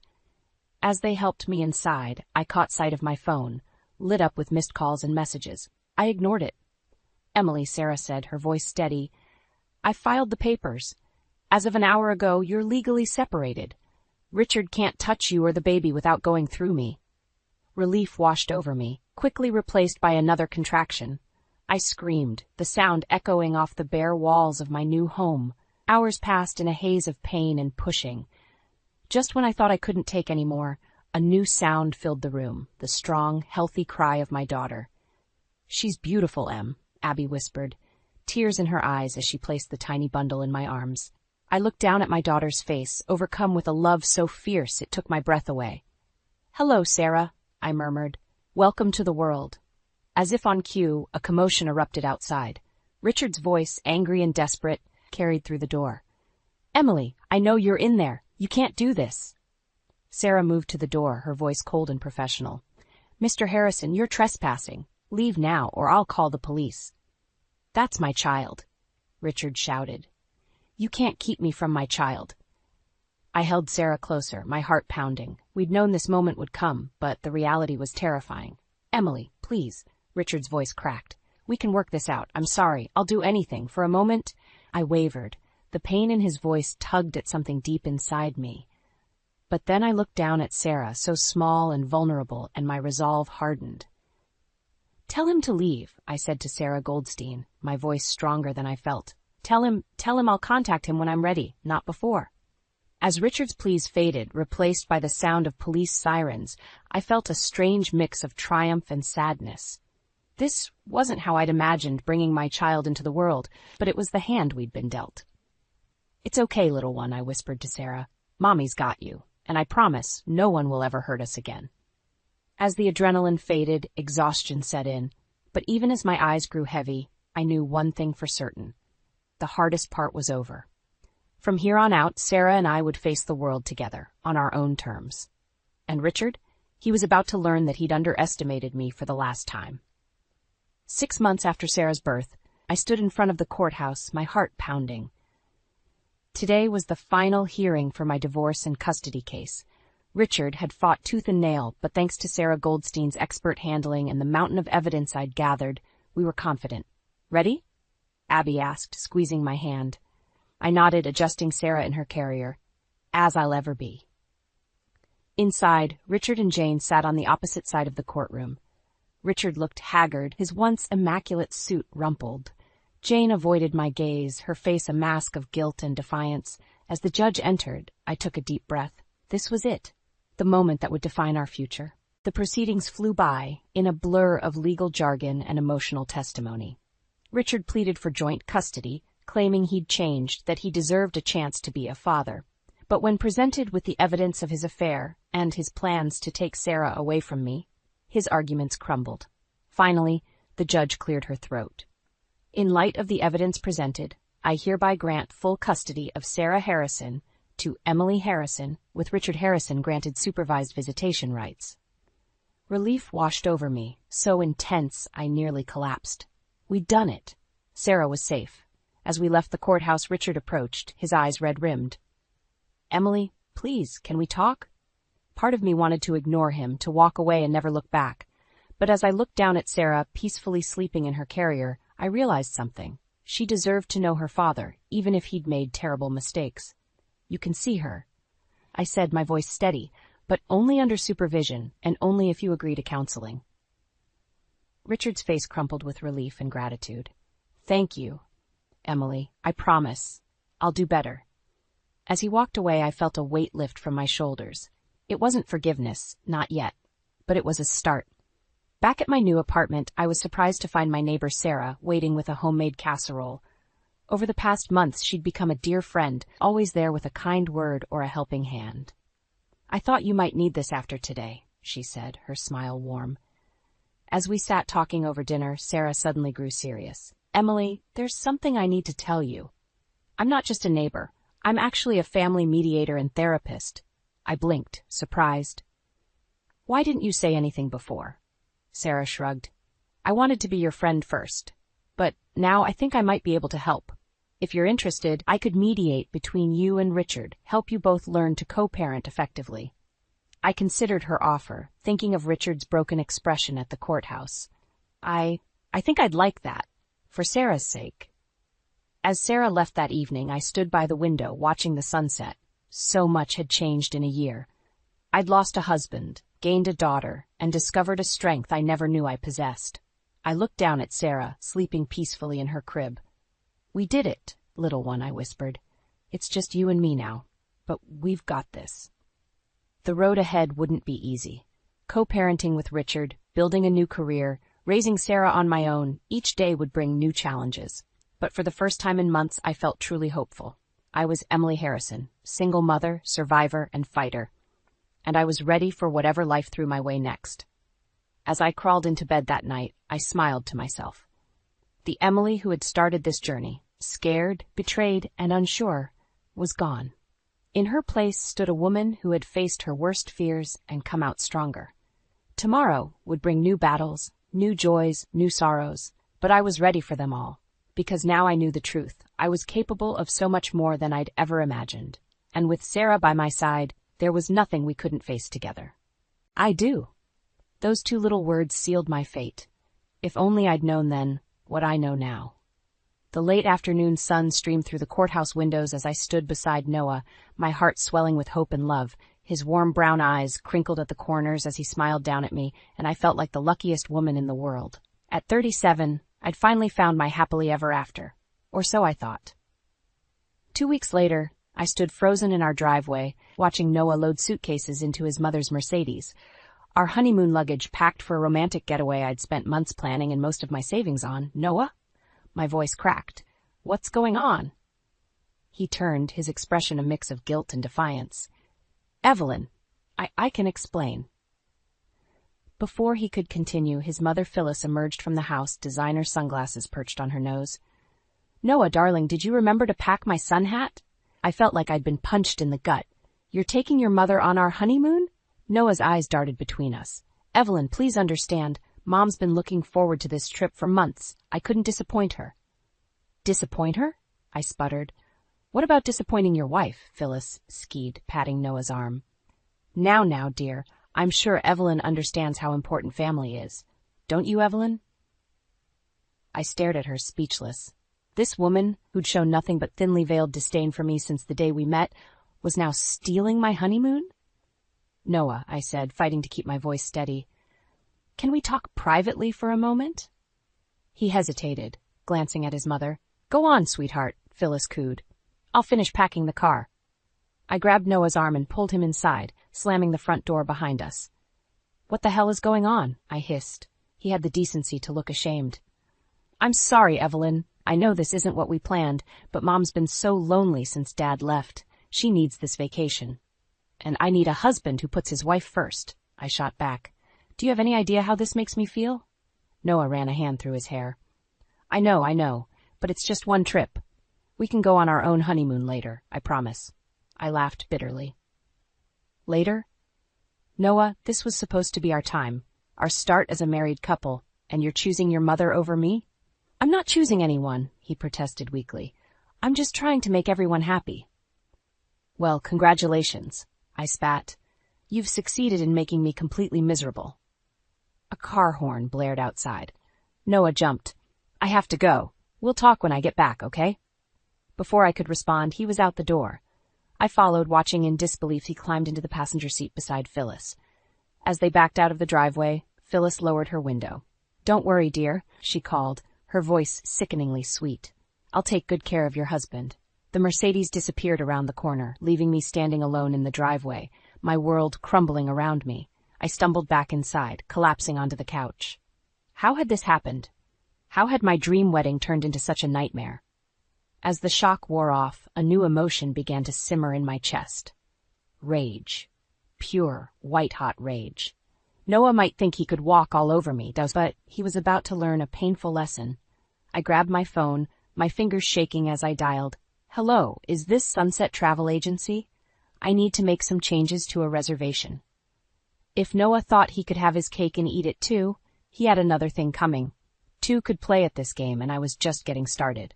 I paced the living room, my mind reeling. How had I ended up here? Just 6 months ago, I was Dr. Evelyn Harper, respected school psychologist, content with my career and independence. Now, I was a jilted bride, abandoned on my honeymoon for my mother-in-law. The phone rang, jarring me from my thoughts. It was my best friend, Lisa. "Evelyn, what's going on? I just got the strangest call from Noah's cousin." I sank onto the couch. "Oh, Lisa, it's a disaster. Noah left for our honeymoon with Phyllis." "What?" Lisa's voice rose an octave. "His mother? Please tell me you're joking." "I wish I was," I said, fighting back tears. "I don't know what to do." "Start from the beginning," Lisa urged. "How did this happen?" I closed my eyes, remembering the night that had changed everything. "Remember that alumni mixer last fall? The one you dragged me to?" "Of course," Lisa said. "You met Noah there." "He seemed so perfect," I said softly. "Charming, attentive, successful. When he asked for my number, I thought, this is it. This is my chance at happiness." I stood up, moving to the window. Outside, the neighborhood was quiet, peaceful, so different from the turmoil inside me. We started dating, and everything moved so fast. He was always calling, always wanting to spend time together. I felt cherished. "But," Lisa prompted, I sighed. "But there were signs, little things I ignored because I wanted so badly for it to work out." "Like what?" "Like how he'd cancel plans at the last minute because his mother needed him, or how he'd consult her on every decision, big or small." I remembered our first big fight, just a month into dating. We'd planned a weekend getaway, but Noah had bailed to help Phyllis redecorate her guest room. I confronted him about it, I told Lisa. He got defensive, said I was being selfish, that family should come first. Oh, Evelyn, Lisa murmured. I know, I should have seen it then. But when he proposed 3 months later, I was over the moon. I thought marriage would change things. I laughed bitterly. Turns out I was right. It did change things, just not in the way I expected. So what are you going to do? Lisa asked. Before I could answer, my cell phone buzzed. A text from Noah. Evelyn, I'm sorry. Please understand. I'll make it up to you, I promise. Anger flared in my chest. Make it up to me? I hissed. How exactly do you plan to do that, Noah? Evelyn? Lisa's voice came through the landline, concerned. What's happening? I ignored her, furiously typing a response to Noah. Understand what? That you chose your mother over your wife? That you stole our honeymoon? Don't bother coming back. I'll have your things packed and waiting on the porch. I hit send, my hands shaking. Evelyn, Lisa shouted. Talk to me. I picked up the landline. I'm done, Lisa. I'm done being second best. If Noah wants his mother so badly, he can have her. I'm filing for an annulment. Are you sure? Lisa asked. Maybe you should wait until... Wait for what? I snapped. For him to come back and make more empty promises? No, I'm taking control of my life again. As I said the words, a plan began to form in my mind. Noah thought he could just walk away from this. He was about to learn how wrong he was. Lisa, I said, my voice steady for the first time since Noah had driven away. I need your help with something. Anything, she replied without hesitation. I smiled grimly. How quickly can you get to the Bahamas? As I threw clothes into my suitcase, memories of Noah's peculiar behavior flooded back. How could I have been so blind? The signs were there all along, screaming at me to pay attention. I paused, holding one of Noah's shirts. The scent of his cologne lingered, and for a moment, my resolve wavered. Then I remembered Phyllis's smug face as they drove away, and anger surged through me again. My phone buzzed. Another text from Noah. Evelyn, please, let's talk about this when I get back. I scoffed, typing furiously. There's nothing to talk about. You made your choice. As I hit send, a knock at the door startled me. I opened it to find Sarah, Noah's sister, standing there with a concerned look on her face. Evelyn, what's going on? I've been trying to reach Noah, but he's not answering. I laughed bitterly. Oh, he's probably too busy enjoying his honeymoon with your mother. Sarah's eyes widened. What? That's impossible. Noah wouldn't. Wouldn't what? I snapped. Choose Phyllis over me? Because that's exactly what he did. I invited her in, recounting the events of the past few hours. Sarah listened, her face a mix of shock and embarrassment. I'm so sorry, Evelyn, she said softly. I knew Mom was overly attached to Noah, but I never thought it would go this far. Neither did I admitted, but looking back, the signs were everywhere. I told her about the time Noah missed my birthday dinner because Phyllis had a crisis, a leaky faucet that apparently couldn't wait until morning, or the weekend he spent helping Phyllis declutter her attic instead of attending my award ceremony at work. I remember that weekend, Sarah said, frowning. Mom bragged about it for weeks, how Noah was such a devoted son. And what about our engagement party? I asked. When Phyllis announced she was moving in with us after the wedding? Sarah winced. God, that was awful. I've never seen you so angry. I nodded, remembering the fight that followed. Noah had defended his mother, saying I was being selfish for not wanting to care for her in her golden years. Never mind that Phyllis was only in her early 60s and in perfect health. I thought things would change after we got married, I said softly. I thought he'd finally put me first. Sarah reached out, squeezing my hand. This isn't your fault, Evelyn. Noah, he's always had a blind spot when it comes to Mom. Dad leaving hit them both hard. I froze. Wait, what? Noah told me his father died when he was young. Sarah's eyes widened. He what? No, Dad left when Noah was in college. Mom took it hard, leaned on Noah for everything. I guess he never really stopped trying to make up for Dad leaving. The revelation hit me like a ton of bricks. All this time, I'd thought I was competing with a grieving widow. Instead, I was up against a manipulative woman who'd spent years molding her son into the perfect surrogate husband. I can't believe he lied to me, I whispered. Sarah squeezed my hand again. What are you going to do? I stood up, my mind made up. I'm going to the Bahamas, and I'm bringing reinforcements. I quickly explained my plan to Sarah. Her eyes lit up with a mix of admiration and mischief. "Count me in," she said firmly. "It's time someone stood up to Mom and knocked some sense into my idiot brother." As we finalized our plans, my phone buzzed again. This time it was Phyllis. "Evelyn, dear, I hope you understand. Noah needs me. You'll see, this is for the best." I showed the message to Sarah, who rolled her eyes. "Unbelievable." I smiled grimly. "Oh, they'll see all right. They'll see exactly what happens when you mess with Evelyn Harper." The airport bustled with activity as Sarah and I rushed to catch our flight to the Bahamas. My heart raced, a mix of anger and determination fueling my every step. "Are you sure about this, Evelyn?" Sarah asked. Concern etched on her face. I nodded firmly. "Absolutely. Your brother needs to learn he can't have his cake and eat it too." As we boarded the plane, my phone buzzed. Another message from Noah. "Evelyn, please, I know I messed up. Let me explain." I showed Sarah the text, rolling my eyes. "He still doesn't get it, does he?" Sarah sighed. "Noah's always been dense when it comes to Mom. But this is a new low, even for him." As the plane took off, I closed my eyes, remembering the day Noah and I decided on our honeymoon plans. We'd been curled up on the couch, flipping through travel brochures. "What about the Bahamas?" Noah had suggested, his eyes twinkling. White sand beaches, crystal clear water. I'd laughed, snuggling closer. "Sounds perfect, but can we afford it?" Noah had hesitated just for a moment. "Don't worry about that. I'll take care of everything." Now, I realized the hidden meaning behind those words. He'd planned this betrayal from the start. Halfway through the flight, Sarah nudged me. "Evelyn, there's something you should know." I turned to her, eyebrow raised. "What is it?" She took a deep breath. "Remember how I told you Dad left when Noah was in college? Well, there's more to the story." My stomach clenched. "Go on, Dad." "He left because of Mom's obsession with Noah. He couldn't take it anymore, how she always put Noah first even before her own husband." The revelation hit me like a punch to the gut. "And Noah, how did he handle it?" Sarah's eyes filled with tears. "He blamed himself, thought if he'd been a better son, Dad wouldn't have left. That's when things really got bad with Mom. She latched onto him even more, and he let her." I sat back, stunned. The pieces were falling into place, painting a picture of dysfunction I'd been too blind to see.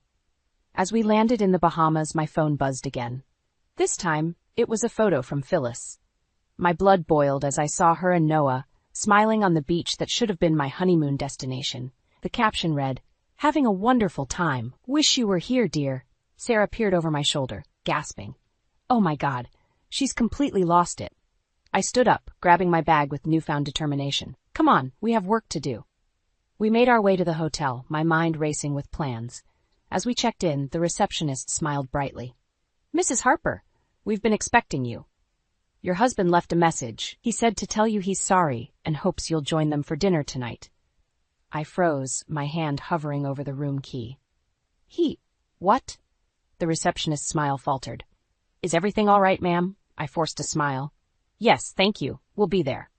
As we rode the elevator to our room, Sarah turned to me. "What are you thinking?" I met her gaze, a plan forming in my mind. "I'm thinking it's time to give Noah and Phyllis a taste of their own medicine." Sarah's eyes widened. "What do you mean?" I smiled grimly. "They want me at dinner? Fine, but I won't be coming alone." As the elevator doors opened, I pulled out my phone, dialing a number I never thought I'd use. "Hello?" A gruff voice answered. I took a deep breath. "Mr. Harper, this is Evelyn, Noah's wife. I think it's time you and your son had a little reunion." My heart pounded as I stood outside the restaurant, Sarah by my side. Through the window, I could see Noah and Phyllis laughing over cocktails. The sight made my blood boil. "Are you ready for this?" Sarah asked, squeezing my arm. I took a deep breath. "As ready as I'll ever be." We walked in, heads held high. The moment Noah saw us, his face drained of color. Phyllis, on the other hand, had the audacity to smile. "Evelyn, dear, what a lovely surprise," she cooed as if this were a casual dinner party. Noah stood up, his eyes wide with panic. "Evelyn, I can explain." I held up a hand, silencing him. "Save it, Noah. I'm not here for your excuses." Phyllis's smile faltered. Now, let's not make a scene. Why don't you join us? We can talk this out like adults." I laughed bitterly. "Oh, we'll talk all right. But first, I think there's someone else who should join this little family reunion." On cue, Robert Harper walked in. Noah's father, the man who'd walked out years ago, unable to compete with his own son for his wife's affection. Noah's face went from pale to ashen. "Dad? What are you doing here?" Robert's eyes were hard as he looked at his son. "Evelyn called me. Seems like some things never change, do they, Phyllis?" Phyllis stood up so quickly her chair toppled over. "Robert, you have no right to be here." "I have every right," Robert growled. "This is my son's honeymoon, isn't it? Oh wait, my mistake. It's your honeymoon with our son." The restaurant had gone eerily quiet, all eyes on our table. I could feel the weight of their stares, but I didn't care. This needed to happen. Noah looked between his parents and me, his face a mask of confusion and fear. "Evelyn, please. Let me explain. It's not what you think." "Then what is it, Noah?" I snapped. "Because from where I'm standing, it looks like you chose your mother over your wife. On our honeymoon, no less." Phyllis tried to interject, but Robert cut her off. "Let him speak, Phyllis. For once in his life, let Noah make his own decisions." Noah's eyes darted around the table like a cornered animal looking for escape. I didn't mean for this to happen. Mom said she needed me, that she was lonely." "She's always lonely, Noah," Robert interrupted. "That's her M.O. She's been using that line since you were in diapers." Phyllis gasped. "How dare you? I've only ever wanted what's best for my son." "No," I said, my voice steady despite the anger coursing through me. "You've only ever wanted what's best for you. Noah's just a pawn in your sick game." Noah's face crumpled. "That's not true. Mom loves me. She's suffocating you, son," Robert said softly. "Can't you see that?" The tension at the table was palpable. Noah looked lost, torn between the woman who raised him and the harsh truth staring him in the face. I took a deep breath, steeling myself for what I had to do next. "Noah, I love you, but I won't be second best in my own marriage. It's time for you to choose, really choose, your mother or me." The restaurant fell silent, all eyes on Noah. He looked at his mother, then at me, his face a battlefield of emotions. I don't know," he whispered. And in that moment, I knew. I knew what I had to do, what I should have done months ago.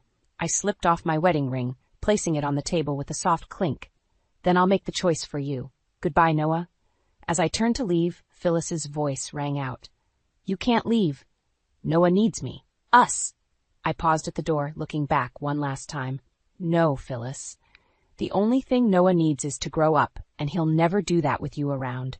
With that, I walked out, leaving behind the man I thought I'd spend my life with and the twisted family dynamic that had torn us apart. As the warm Bahamian air hit my face, I felt something I hadn't in months: freedom. I stormed out of the restaurant, my mind reeling. The warm Bahamian air did little to cool my anger as I paced along the beach, waves crashing at my feet. Sarah caught up to me, breathless. "Evelyn, wait, what happened in there? It was intense." I laughed bitterly. "Intense? That's putting it mildly. Did you see Noah's face? He couldn't even choose between his wife and his mother." Sarah nodded, her expression pained. "I know. I'm so sorry, Evelyn. I never thought Noah would." Her words were cut off by a shrill voice behind us. "Evelyn! Sarah!" We turned to see Phyllis hurrying towards us, her designer sandals sinking into the sand. I steeled myself, ready for another confrontation. "What do you want, Phyllis?" I snapped. To my surprise, Phyllis's face crumpled. I need your help. It's Noah." My heart skipped a beat. "What about Noah?" "He's gone," Phyllis said, her voice trembling. "After you left, he just ran off. Robert went after him, but—" I felt a mix of emotions, concern, anger, and a twisted sense of satisfaction. And why should I care? He made his choice. Phyllis grabbed my arm, her eyes pleading. "Please, Evelyn, I know I've been difficult, but Noah needs us, both of us." I stared at her, incredulous. "Both of us? You've spent our entire relationship trying to push me out, and now you want my help?" I know, Phyllis said, tears streaming down her face. "I was wrong. So wrong. I see that now. Please, help me find my son." I looked at Sarah, who shrugged helplessly. Part of me wanted to walk away, to let Noah and Phyllis deal with their mess. But another part, the part that still loved Noah despite everything, couldn't bear the thought of him alone and upset. "Fine," I said finally. "But this doesn't change anything between us, Phyllis." We split up to search the resort. As I combed the beach, my mind raced. What would I even say to Noah if I found him? How could we move past this betrayal? After an hour of fruitless searching, my phone buzzed. A text from an unknown number. "Evelyn, it's Robert. I found Noah. Meet us at the lighthouse. Hurry." My heart pounding, I raced towards the lighthouse at the end of the beach. As I approached, I saw two figures silhouetted against the setting sun, Noah and his father. Noah turned as I neared, his face a mask of anguish. Evelyn, I held up a hand, cutting him off. Save it, Noah. What were you thinking, running off like that? Your mother is worried sick. Noah flinched at the mention of Phyllis. I couldn't face her, or you. I've made such a mess of everything. Robert placed a hand on Noah's shoulder. Son, it's time to face the consequences of your actions. You can't keep running from difficult conversations. I watched this interaction, a realization dawning. This was the father-son relationship Noah had been missing all these years. The guidance and support Phyllis had tried to replace with her suffocating love. Noah, I said softly, we need to talk. Really talk. About us, about your mother, about everything. Noah nodded, his eyes meeting mine for the first time. I know. I'm ready. I think I finally understand what I've been doing wrong all these years. Just then, Phyllis's voice rang out. Noah! Oh, thank goodness! She rushed towards us, arms outstretched. But before she could reach Noah, he stepped back, placing himself between me and his father. Mom, he said, his voice firm. We need to talk too. Things are going to change. Phyllis froze, her eyes darting between Noah, Robert, and me. I could see the realization dawning on her face. Her control was slipping away. As we stood there, the four of us facing each other with the lighthouse as our backdrop, I knew we were at a turning point. Whatever happened next would define our relationships forever. Noah took a deep breath, squaring his shoulders. I have something to say to all of you, and this time I'm not running away. The tension at the lighthouse was palpable as Noah prepared to speak. I held my breath, my heart pounding so loudly I was sure everyone could hear it. Noah took a deep breath, his eyes moving from his mother to his father, and finally resting on me. I've been a coward, he began, his voice shaky but gaining strength. I've let fear and misplaced loyalty dictate my life for far too long. Phyllis stepped forward, reaching for Noah's arm. Sweetheart, you don't have to. No, Mom, Noah said firmly, pulling away from her grasp. I do have to. For once in my life, I need to stand up and be honest. He turned to his father. Dad, when you left, I blamed myself. I thought if I'd been a better son, you wouldn't have gone. So I tried to be everything for Mom, to fill the void you left. Robert's face crumpled with guilt. Son, I never meant. Noah held up a hand. I know, Dad. I understand now. But back then, I didn't. And Mom? He turned to Phyllis, whose face had gone pale. You took advantage of that. You used my guilt and fear to keep me close, to make me your surrogate husband. Phyllis gasped, tears welling in her eyes. Noah, how can you say that? I love you. I know you do, Mom, Noah said softly. But your love has been suffocating me. It's prevented me from growing up, from having real relationships. Then he turned to me, and I felt my heart clench. Evelyn, he said, his voice breaking. I've hurt you so deeply, and I'm so sorry. I married you thinking I could have it all, a wife and my mother's approval, but I was wrong. I've been unfair to you from the start. I swallowed hard, fighting back tears. Noah, But he wasn't finished. I don't expect you to forgive me. What I've done is unforgivable. But I want you to know that I do love you, and I'm ready to be the husband you deserve, if you'll have me. The silence that followed was deafening. We all stood there, the weight of Noah's words hanging in the air. I felt torn, my anger and hurt warring with the love I still felt for him. Suddenly, Phyllis let out a strangled cry. No, I won't let you do this, Noah. You can't abandon me. She lunged forward, grabbing Noah's arm with surprising strength. Noah stumbled, losing his balance on the rocky ground near the lighthouse. Time seemed to slow down. I saw Noah teetering on the edge of the cliff, Phyllis still clinging to him. Without thinking, I rushed forward, reaching for Noah's other hand. Our fingers brushed, and for a moment I thought I had him. But then I felt myself being pulled forward, the ground disappearing beneath my feet. I heard shouts of alarm, felt hands grasping at my clothes. But it was too late. Noah, Phyllis, and I were falling, tumbling through the air towards the churning waves below. As the water rushed up to meet us, I had a moment of crystal clarity. This was it. This was where our twisted family drama had led us. To the edge of a cliff, literally and figuratively. The impact with the water knocked the breath from my lungs. I struggled to surface, the waves tossing me about like a rag doll. Through the spray, I caught glimpses of Noah and Phyllis also fighting against the current. As I gasped for air, I realized the true gravity of our situation. We were all in over our heads, drowning in the consequences of our actions, and now our very lives hung in the balance. In that moment, facing death, I had to make a choice. Did I have it in me to forgive, to help the very people who had hurt me so deeply, or would I let the waves of resentment pull us all under? With my strength fading, I made my decision. I just hoped it wasn't too late. The waves crashed around us, salt water burning my eyes and throat. I could barely make out Noah and Phyllis through the spray, both struggling to stay afloat. In that moment, all the anger and betrayal I'd felt seemed insignificant compared to the fight for survival. "Noah," I shouted, my voice barely audible over the roaring sea, "grab your mother." He looked at me, confusion and fear etched on his face, but he obeyed. As he reached for Phyllis, I swam towards them, fighting against the current with every ounce of strength I had left. Just as I reached them, a massive wave hit, sending us tumbling. I felt a sharp pain in my leg as it struck something underwater. Panic threatened to overwhelm me, but I forced it down. I had to focus. "Hold on to each other," I yelled, grabbing Noah's free arm. "We need to swim together." As we battled the waves, I caught glimpses of the shore. Robert and Sarah were there, waving frantically. I could see other figures too, resort staff, I assumed, coming to our rescue. It felt like hours, but it was probably only minutes before we felt the bottom beneath our feet. Exhausted, we stumbled onto the beach, collapsing onto the sand. As paramedics rushed to our aid, I looked at Noah and Phyllis. We were alive, but the real storm was yet to come. Hours later, after being checked over at the local hospital, we found ourselves back at the resort. The four of us, Noah, Phyllis, Robert, and I, sat in tense silence in our suite. Noah was the first to speak. I don't even know where to begin. "How about with an apology?" Robert suggested, his voice gruff but not unkind. Noah nodded, his eyes meeting mine. "Evelyn, I'm so sorry. For everything. You saved our lives out there, even after how terribly I've treated you." I took a deep breath.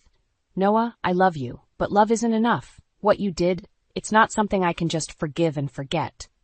Phyllis spoke up, her voice small. "It's my fault. I've been selfish. I was so afraid of losing Noah that I nearly destroyed his chance at happiness." We all stared at her, shocked by this admission. "Mom," Noah said softly, "I love you, but Dad was right. Your love has been suffocating me. I need to stand on my own 2 feet.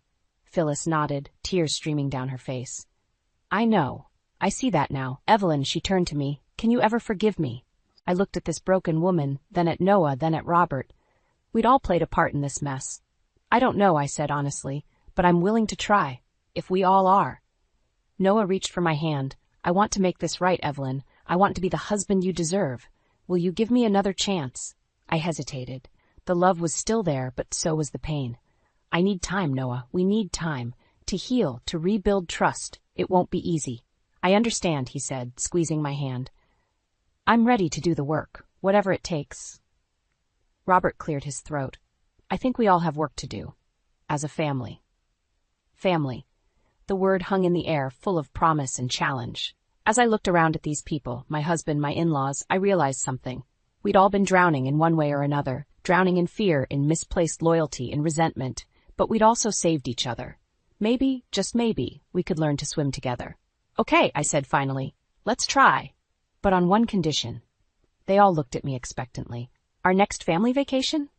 No beaches." For the first time in what felt like forever, we all laughed. It was a small moment, but it felt like the first ray of sunshine after a long, dark storm. As we sat there, planning our next steps, I felt a glimmer of hope. The road ahead would be tough, full of therapy sessions and difficult conversations, but we'd faced death together and survived. Perhaps we could face life too, and come out stronger on the other side. I squeezed Noah's hand, meeting his eyes. "One day at a time," I said softly. He nodded, a small smile on his face. "One day at a time." The clatter of my ceramic mug hitting the hardwood floor echoed through the kitchen, hot coffee splashing across my bare feet, but I barely noticed the scalding liquid. My eyes were fixed on the letter in my trembling hands, its contents shattering my world into 1,000 pieces. "Rachel? Everything okay down there?" Mike's voice drifted from upstairs, tinged with mild concern. I swallowed hard, quickly stuffing the letter back into the envelope. Fine. I called back, my voice unnaturally high. Just dropped my coffee. As I bent to clean up the mess, my mind raced. Who was Lydia, and why was she writing such intimate letters to my husband? The sound of Mike's footsteps on the stairs jolted me back to reality. I hastily shoved the envelope into my apron pocket just as he appeared in the doorway. Geez, Rach, what happened? He surveyed the scene, his brow furrowed. I forced a smile. Butterfingers, I guess. Don't worry, I've got it under control. Mike shrugged, already losing interest. All right, I'm heading out. Big meeting today. As he turned to leave, I blurted out, Who's Lydia? He froze, his back to me. For a moment, the only sound was the drip of the coffee maker. Then he slowly pivoted, his face a mask of confusion. Lydia? I don't know any Lydia. The lie hung between us, heavy and suffocating. I wanted to scream, to confront him with the evidence burning a hole in my pocket. But something held me back. Maybe it was the fear of what would happen if I did. Or maybe it was the sudden realization that I needed more information before I made my next move. Oh, I said lightly. Must have been thinking of someone else. Have a good day, honey. Mike's shoulders visibly relaxed. He gave me a quick peck on the cheek and headed out the door. As soon as I heard his car pull away, I sank to the floor, my back against the kitchen island. The letter felt like it was searing my skin through the fabric of my apron. With shaking hands, I pulled it out and read it again, hoping I'd somehow misunderstood. But the words were clear.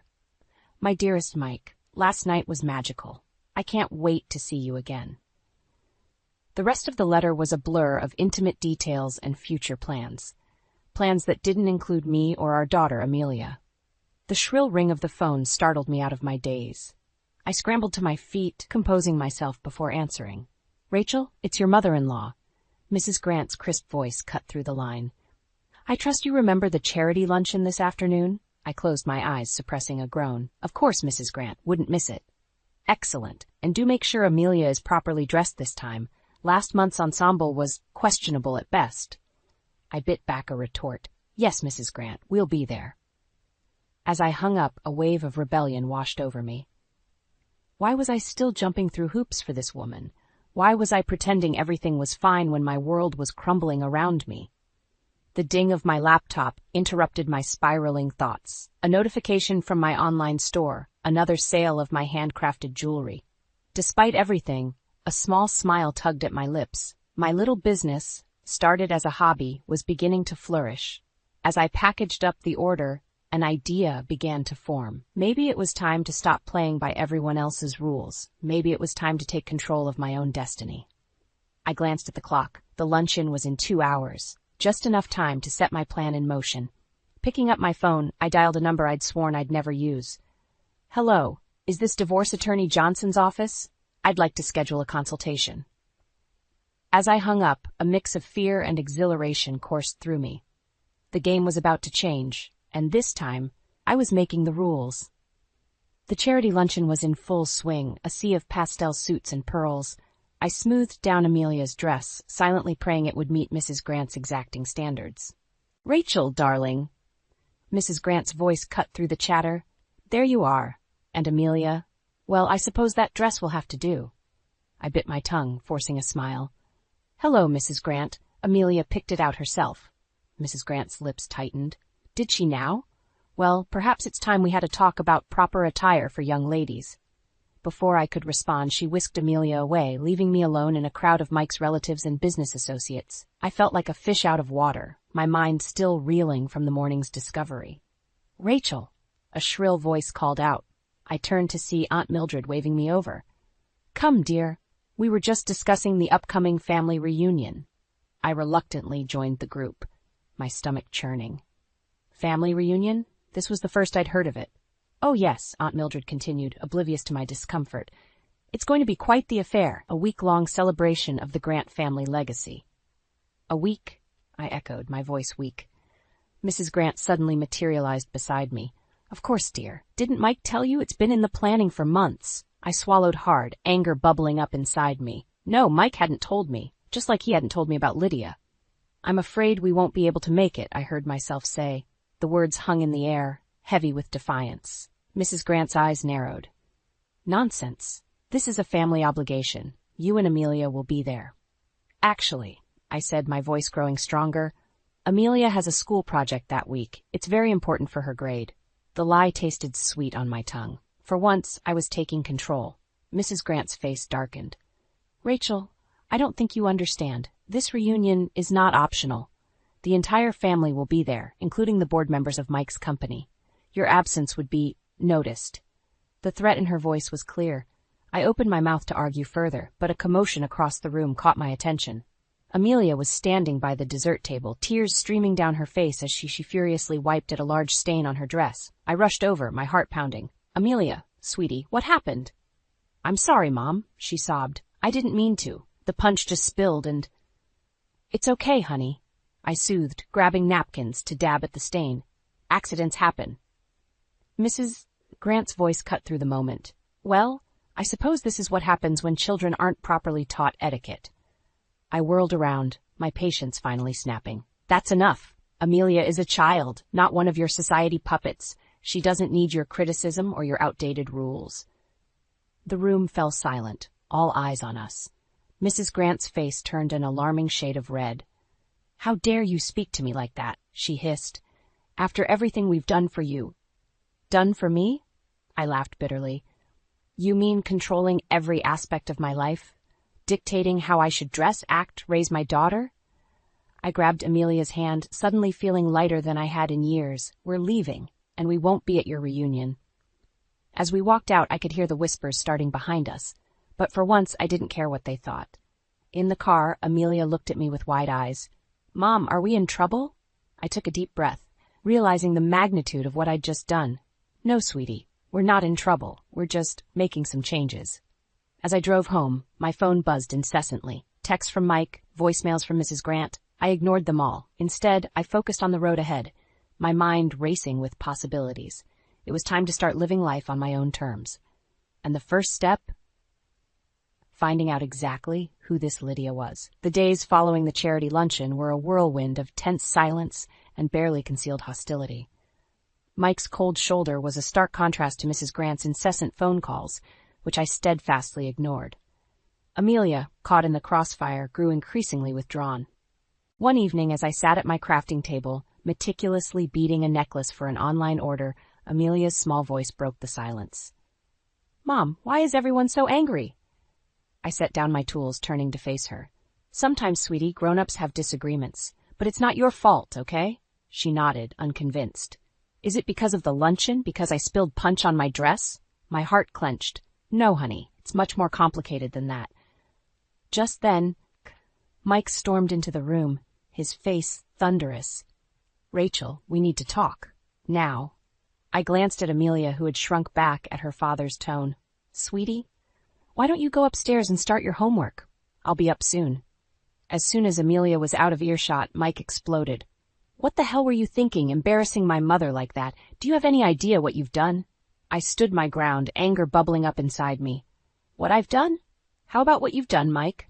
Or should I ask Lydia about that? The color drained from his face. What are you talking about? I laughed bitterly. Don't play dumb. I found the letters. How long has it been going on? Mike's shock quickly morphed into defensiveness. That's none of your business. What I do in my private time. None of my business, I interrupted, my voice rising. I'm your wife. Amelia is your daughter. How dare you? Keep your voice down, Mike hissed, glancing nervously at the stairs. Look, what's done is done. But you need to fix things with my mother. The family reunion is important for my career. I stared at him, incredulous. Your career? Is that all you care about? Before he could respond, my phone pinged. Another sale notification from my online store. Despite everything, a small smile tugged at my lips. Mike's eyes narrowed. What's that? Another order for your little hobby? The condescension in his voice was the final straw. It's not a hobby, Mike. It's a business. My business. And it's doing quite well, actually. He scoffed. Please, those trinkets you make? That's not a real job. Something inside me snapped. No? Well, this hobby of mine made more last month than your precious job did. The shock on Mike's face was almost comical. What? That's impossible. I pulled out my phone, showing him the sales figures. His eyes widened in disbelief. I don't need your money anymore, Mike, and I certainly don't need your mother's approval. Just then, Amelia's voice floated down from upstairs. "Mom, can you help me with my math homework?" I turned to go, but Mike grabbed my arm. "This conversation isn't over, Rachel. You can't just walk away from your family obligations." I wrenched my arm free. "Watch me." As I climbed the stairs, my mind was racing. I knew this was far from over. Mrs. Grant wouldn't let go without a fight, and Mike had made his priorities clear. I paused outside Amelia's room, taking a deep breath to compose myself. As I pushed open the door, I made a silent vow. No matter what it took, I would protect Amelia from this toxic environment, even if it meant leaving everything behind. Amelia looked up as I entered, her eyes wide with worry. "Mom, is everything okay?" I forced a smile, sitting down beside her. "Everything's going to be fine, sweetie. Now, let's take a look at that math homework." As we bent over her textbook, I couldn't shake the feeling that a storm was brewing. But for the first time in years, I felt ready to face it head-on. The afternoon sun streamed through the kitchen window as I put the finishing touches on a custom-ordered bracelet. The house was quiet, a rare moment of peace in the chaos that had become our lives. I glanced at the clock, realizing Amelia would be home from school soon. As if on cue, I heard the front door slam. But instead of Amelia's usual cheerful greeting, I was met with the sound of muffled sobs. "Amelia?" I called out, my heart racing as I rushed to the entryway. My daughter stood there, her backpack on the floor, tears streaming down her face. "Mom," she choked out, I saw. I pulled her into my arms, stroking her hair. "Shh, it's okay. Take a deep breath. What did you see?" Amelia pulled back, her eyes red and puffy. "I went to surprise Dad at his office. But he was with someone. A woman. They were kissing." The world seemed to tilt on its axis. I knew about Lydia, of course, but hearing it from Amelia, seeing the pain in her eyes, it was a whole new level of betrayal. "Oh, sweetheart," I whispered, fighting to keep my voice steady. "I'm so sorry you had to see that." Amelia's sobs turned to hiccups. "Why would Dad do that? Doesn't he love us anymore?" The question pierced my heart. How could I explain something I didn't understand myself? "Your father loves you very much," I said, choosing my words carefully. Sometimes adults make mistakes, big mistakes." Amelia's eyes narrowed. "You knew, didn't you? That's why you and Dad have been fighting." I nodded, unable to lie. "I found out recently. I was trying to figure out how to tell you." "Were you going to tell me at all?" Amelia's voice was sharp, accusatory. The question caught me off guard. "Of course I was. I wanted to protect you." "Protect me?" Amelia scoffed, suddenly sounding much older than her years. "By lying to me? By pretending everything was fine?" Her words hit me like a physical blow. Had I been so caught up in my own pain that I'd failed to see what was right in front of me? Before I could respond, the front door opened again. Mike walked in, his face falling as he took in the scene before him. "What's going on?" he asked, his voice wary. Amelia whirled to face him, her grief turning to anger. "I saw you. With her. How could you do that to Mom? To us?" Mike's face drained of color. "Amelia, I can explain." "No," I cut in, my voice steely. "You don't get to explain. Not now." I turned to Amelia. "Sweetie, why don't you go up to your room? I need to talk to your father." For a moment I thought she might refuse, but then she nodded, grabbing her backpack and heading upstairs. The slam of her bedroom door echoed through the house. Mike and I stood in silence, the weight of years of lies and resentment hanging between us. "Rachel," he started, "I never meant for Amelia to find out like this." I laughed bitterly. "Oh, and how exactly did you mean for her to find out, or were you planning on keeping your little affair a secret forever?" Mike's face hardened. "It's not like that, Lydia. She understands me. She doesn't try to change me like you do." His words ignited a fire within me. "Change you? I've spent years molding myself to fit your family's expectations, and this is how you repay me?" I took a deep breath, steadying myself. "You know what? I'm done. Done pretending, done making excuses, done living this lie." Mike's eyes widened. "What are you saying?" I met his gaze, my resolve strengthening with each passing second. "I'm saying it's over, Mike. I want a divorce." The words hung in the air, heavy with finality. As I watched the shock spread across Mike's face, I realized this was just the beginning. The real battle was yet to come. The word divorce hung in the air like a thundercloud, heavy and ominous. Mike's face cycled through shock, anger, and finally a cold determination that sent chills down my spine. You can't be serious, he scoffed. What about Amelia? What about our life together? I stood my ground, years of pent-up frustration bubbling to the surface. Our life together? You mean the life where I play the perfect wife while you sneak around with Lydia? Mike's eyes narrowed. You have no idea what you're talking about. Lydia understands me in ways you never could. Oh, I understand plenty, I shot back. I understand that you're a liar and a cheat, and I'm done pretending otherwise. Just then, Amelia's bedroom door creaked open. We both froze, realizing our voices had risen to dangerous levels. Mom? Dad? Amelia's voice wavered.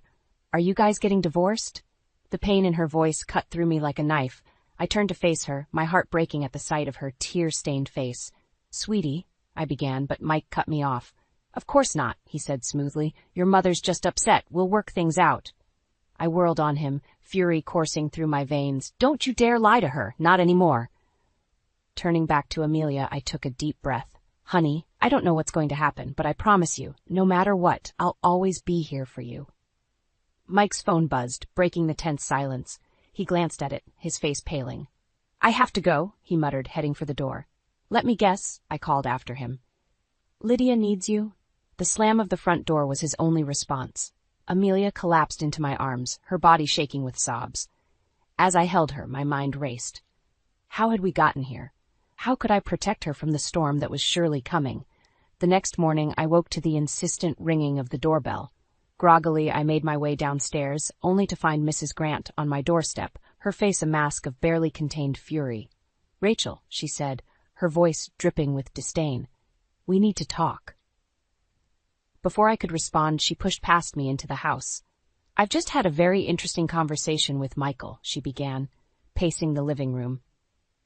He tells me you're threatening divorce, over some ridiculous notion of infidelity, no less. I felt my anger rising again. It's not a notion, Mrs. Grant. It's a fact, one that Amelia witnessed firsthand. Mrs. Grant waved her hand dismissively. Children often misunderstand adult situations, and even if there was some indiscretion, surely you understand the importance of maintaining appearances? I stared at her, incredulous. Maintaining appearances? Is that all you care about? It's what you should care about, she snapped. The Grant family name means something in this town. I won't have you dragging it through the mud over some petty marital spat. Something inside me snapped. Petty? Your son has been cheating on me, lying to me, and you call it petty? Mrs. Grant's eyes narrowed. Listen carefully, Rachel. If you go through with this divorce, you'll lose everything. The house, your status, even Amelia. The Grants protect their own, and you're not one of us. Her words hit me like a physical blow. Could she really take Amelia from me? As if sensing my fear, Mrs. Grant pressed on. Be sensible, dear. Let this foolishness go, and we can all move past it. I stood there, my mind reeling. The thought of losing Amelia was unbearable. But could I really go back to pretending? To living a lie? In that moment, I made my decision. Meeting Mrs. Grant's gaze, I spoke, my voice steady and clear. Get out of my house. Mrs. Grant's eyes widened in shock. Excuse me? You heard me, I said, my resolve strengthening with each word. Get out, and tell Mike he can expect to hear from my lawyer. As I watched Mrs. Grant's retreating form, I felt a strange mix of terror and exhilaration. The battle lines were drawn. Now it was time to fight. The divorce papers felt heavy in my hands as I stood outside Mike's office. My heart raced. But I steeled myself for the confrontation ahead. This was it, the moment of truth. I pushed open the door without knocking. Mike looked up, surprise quickly morphing into annoyance. Rachel, what are you doing here? I'm in the middle of... We need to talk, I cut him off, dropping the papers on his desk. Now. Mike's eyes flickered to the documents, realization dawning on his face. You can't be serious. I've never been more serious in my life, I replied, my voice steady despite the trembling in my hands. It's over, Mike. I want a divorce. He leaned back in his chair, a smirk playing at his lips. Come on, Rachel. We both know you won't go through with this. What about Amelia? What about our life together? His dismissive tone ignited a fire within me. Our life together? You mean the lie we've been living? The one where you sneak around with Lydia while I play the perfect wife? Mike's face hardened. You don't understand. Lydia. I don't want to hear about Lydia, I snapped. I want you to face what you've done. To me, to Amelia. Leave Amelia out of this, Mike growled, standing up. She has nothing to do with... She has everything to do with this, I shouted, my composure finally cracking. She saw you, Mike, with Lydia. Do you have any idea what that's done to her? For a moment, genuine shock and remorse flashed across Mike's face, but it quickly disappeared, replaced by a cold determination. I'll talk to her, he said. Explain things. She'll understand. I laughed bitterly. Understand what? That her father is a cheater? That he cares more about his mistress than his family? Mike slammed his fist on the desk. Enough! You have no idea what you're talking about. My relationship with Lydia is complicated. Oh, I'm sure it is, I retorted, but it's not my problem anymore. Sign the papers, Mike. He glanced at the documents, then back at me. And if I don't? Then I'll see you in court, I said, my voice low and dangerous, and I'll make sure everyone knows exactly why we're divorcing. Mike's face paled. You wouldn't dare. Think about my career, my reputation. Your reputation? I scoffed. That's all you care about, isn't it? Well, guess what? I don't care anymore. Sign the papers. For a long moment, we stared each other down. Then, with a muttered curse, Mike grabbed a pen and scrawled his signature on the documents. There, he spat. Happy now? A wave of relief washed over me, quickly followed by a surge of anxiety. This was really happening. We were really getting divorced. It's not about being happy, I said quietly. It's about doing what's right. For me and for Amelia. As I turned to leave, Mike called out, You'll regret this, Rachel. You have no idea what you're up against. I paused at the door, looking back at him. No, Mike, you have no idea what you're up against. I walked out of his office, my head held high, but as I made my way to my car, Mike's words echoed in my mind. What did he mean? What was I up against? My phone buzzed with a text from Mrs. Grant. We need to talk. Now. A chill ran down my spine. I had a feeling I was about to find out exactly what Mike meant. As I started the car, I took a deep breath. The real battle was just beginning, and I needed to be ready for whatever came next. Because one thing was certain, I wasn't going down without a fight. The Grant family Christmas gathering loomed before me like an impenetrable fortress. I clutched my purse, containing the damning evidence of Mike's affair, as I stood on the doorstep of the opulent mansion. My heart raced, but my resolve was ironclad. Tonight, everything would change. I rang the doorbell, steeling myself for what was to come. Mrs. Grant answered, her face a mask of false cheer. Rachel, dear, she said, her voice dripping with saccharine sweetness. We weren't sure you'd make it. I forced a smile. I wouldn't miss it for the world. As I stepped inside, the cacophony of forced laughter and clinking champagne glasses assaulted my senses. I scanned the room, spotting Mike in deep conversation with a group of men I recognized as board members from his company. Our eyes met briefly, and I saw a flicker of uncertainty cross his face. Aunt Mildred bustled over, air-kissing my cheeks. Rachel, darling, where's little Amelia? She's not feeling well, I lied smoothly. In truth, left her with a trusted friend. She didn't need to witness what was about to unfold. As I made my way through the crowd, I overheard snippets of conversation. Such a shame about Rachel and Mike's troubles. Heard she's been difficult lately. Probably just a phase. My blood boiled. They had no idea what was coming. Mrs. Grant clinked her glass, calling for attention. Friends, family, welcome to our annual Christmas celebration. As always, we're so blessed to have you all here. As she droned on about family values and tradition, I felt a presence at my elbow. It was Lydia, looking stunning in a red cocktail dress. Rachel, she said quietly, we need to talk. I turned to face her, my voice low and dangerous. Oh, we'll talk all right, but not just us. Before she could respond, I strode to the center of the room, my heart pounding in my ears. Excuse me, I called out, my voice cutting through the chatter. I have something I'd like to say. All eyes turned to me. Mrs. Grant's face tightened with barely concealed anger. Rachel, dear, this isn't the time. Oh, I think it's exactly the time, I interrupted. You all talk about family values and tradition. Well, let me tell you about the Grant family values. I pulled out the letters from my purse, holding them high. These are love letters, not between a husband and wife, but between a cheating husband and his mistress. A collective gasp rippled through the room. Mike started towards me, his face ashen. Rachel, don't. For years, I continued, my voice growing stronger, I've played the perfect wife. I've smiled and nodded and bent over backwards to fit into this family. But no more. I turned to face Mike and Lydia, who stood frozen in shock. You two deserve each other, but Amelia and I deserve better. Mrs. Grant stepped forward, her voice shrill. That's enough. How dare you cause such a scene? How dare I laughed bitterly. How dare you stand by and watch your son destroy his family? How dare you try to bully me into silence? The room was deathly quiet now, all pretense of festivity gone. I looked around at the shocked faces, feeling a strange sense of liberation. I'm done, I said firmly. Done with the lies, done with the manipulation, done with all of it. Mike, you'll be hearing from my lawyer. The rest of you?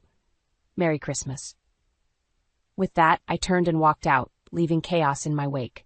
As I stepped into the cold night air, I heard the explosion of voices behind me. Accusations, denials, shocked exclamations. I got into my car, my hands shaking as I gripped the steering wheel. What had I done? The full weight of my actions began to sink in. I just burned every bridge, exposed every secret. There was no going back now. As I drove away from the Grant mansion, tears streaming down my face, I realized I was laughing. For the first time in years, I felt truly free. Whatever came next, I was ready to face it head on. The battle wasn't over, not by a long shot. But I'd fired the first shot, and there was no turning back now. 6 months after that fateful Christmas party, I stood in my new workshop, surrounded by the fruits of my labor. Delicate necklaces, intricate bracelets, and stunning earrings filled every surface.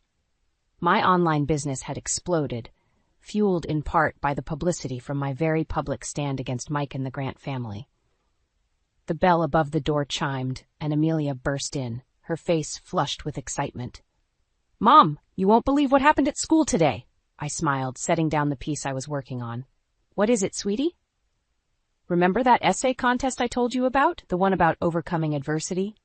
Her eyes sparkled.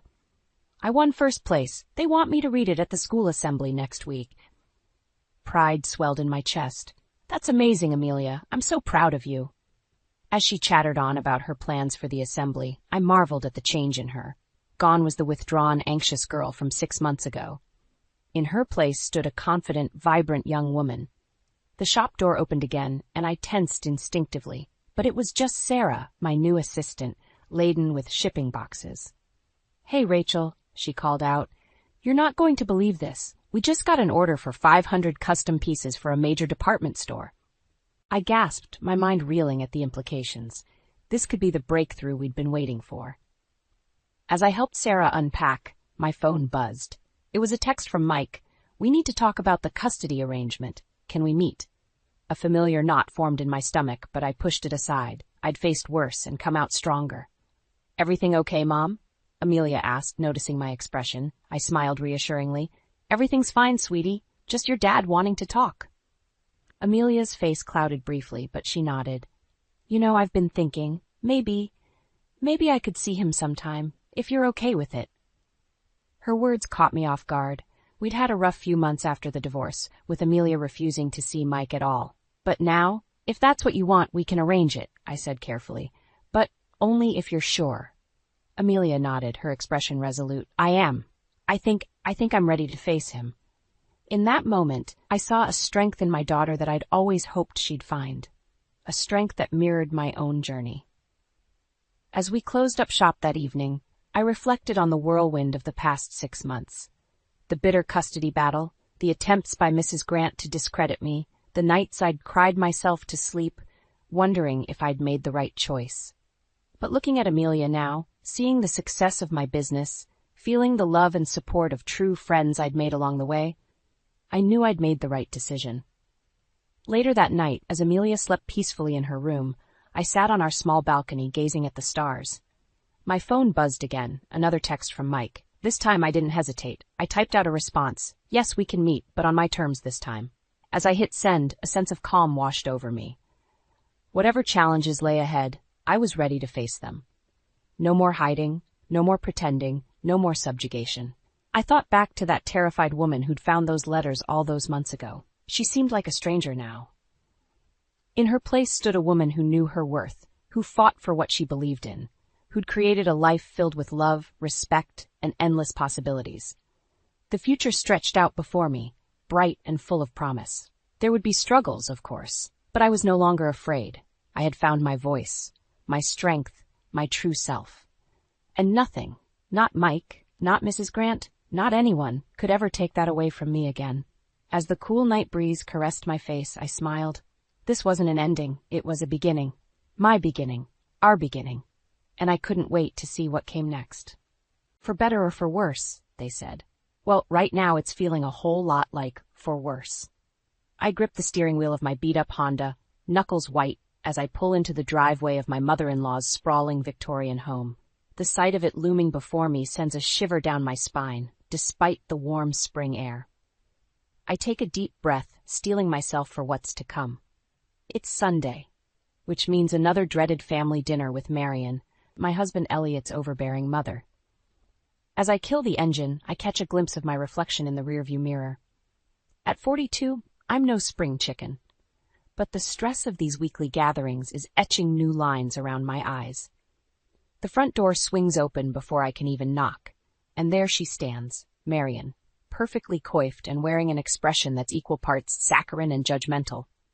"Eliza, darling, you're late," she trills, pulling me into a hug that feels more like a stranglehold. "Sorry, Marion. Got held up at the hospital," I explain, extricating myself from her grasp. She tsk, shaking her head. "I don't know why you insist on working those long hours. A wife should be home, taking care of her husband." I bite my tongue, resisting the urge to remind her that I'm a nurse, not a 1950s housewife. Instead, I force a smile. "Is Elliot here yet?" "Oh no, he called to say he'd be another hour. Some emergency at the ER, I'm sure." She waves a dismissive hand, as if her son's life-saving work is a mere inconvenience. Great.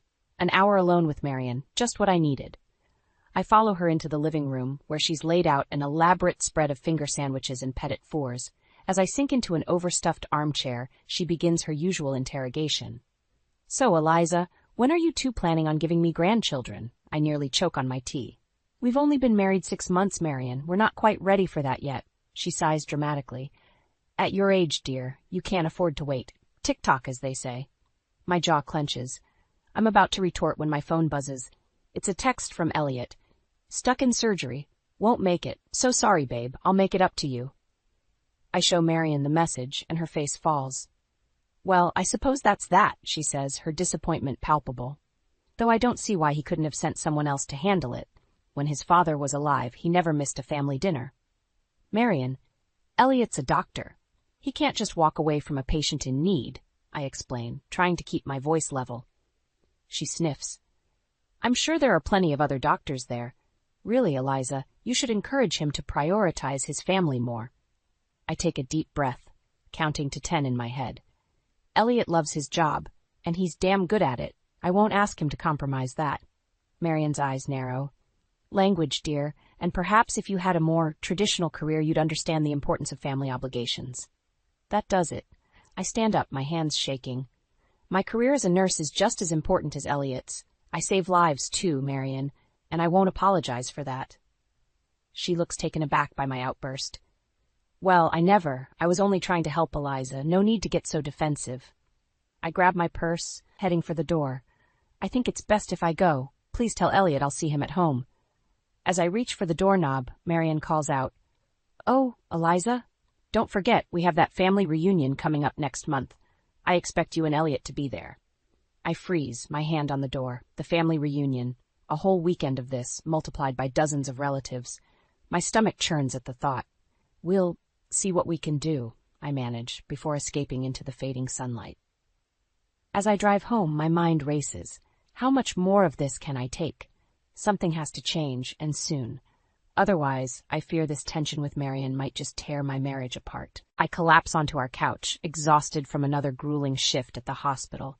The front door opens, and Elliot walks in, his face lighting up when he sees me. "Hey, beautiful," he says, leaning down to kiss me. I nod, grateful for his understanding. "Nothing a little TLC can't fix. How about you? Any exciting surgeries today, Dr. Hotshot?" He chuckles, settling beside me. "Just the usual. But hey, I've got some good news that might cheer you up." My interest peaks. "Oh, do tell." Elliot grins, his eyes sparkling. "I managed to get 2 weeks off next month. I was thinking, maybe it's time we finally took that honeymoon?" I sit up straight, my fatigue forgotten. Are you serious? Elliot, that's fantastic. He pulls out his tablet, already scrolling through vacation packages. I was thinking somewhere tropical, maybe Hawaii or the Caribbean. As we huddle together, excitedly planning our long-awaited getaway, the doorbell rings. Elliot jumps up to answer it, and I hear Marion's voice floating in from the entryway. Surprise, darlings! I thought I'd drop by with some of my famous pot roast. I stifle a groan as Marion sweeps into the living room, her eyes immediately zeroing in on the vacation listings on the tablet. Oh, how lovely! Are you two planning a trip? Elliot nods, his enthusiasm evident.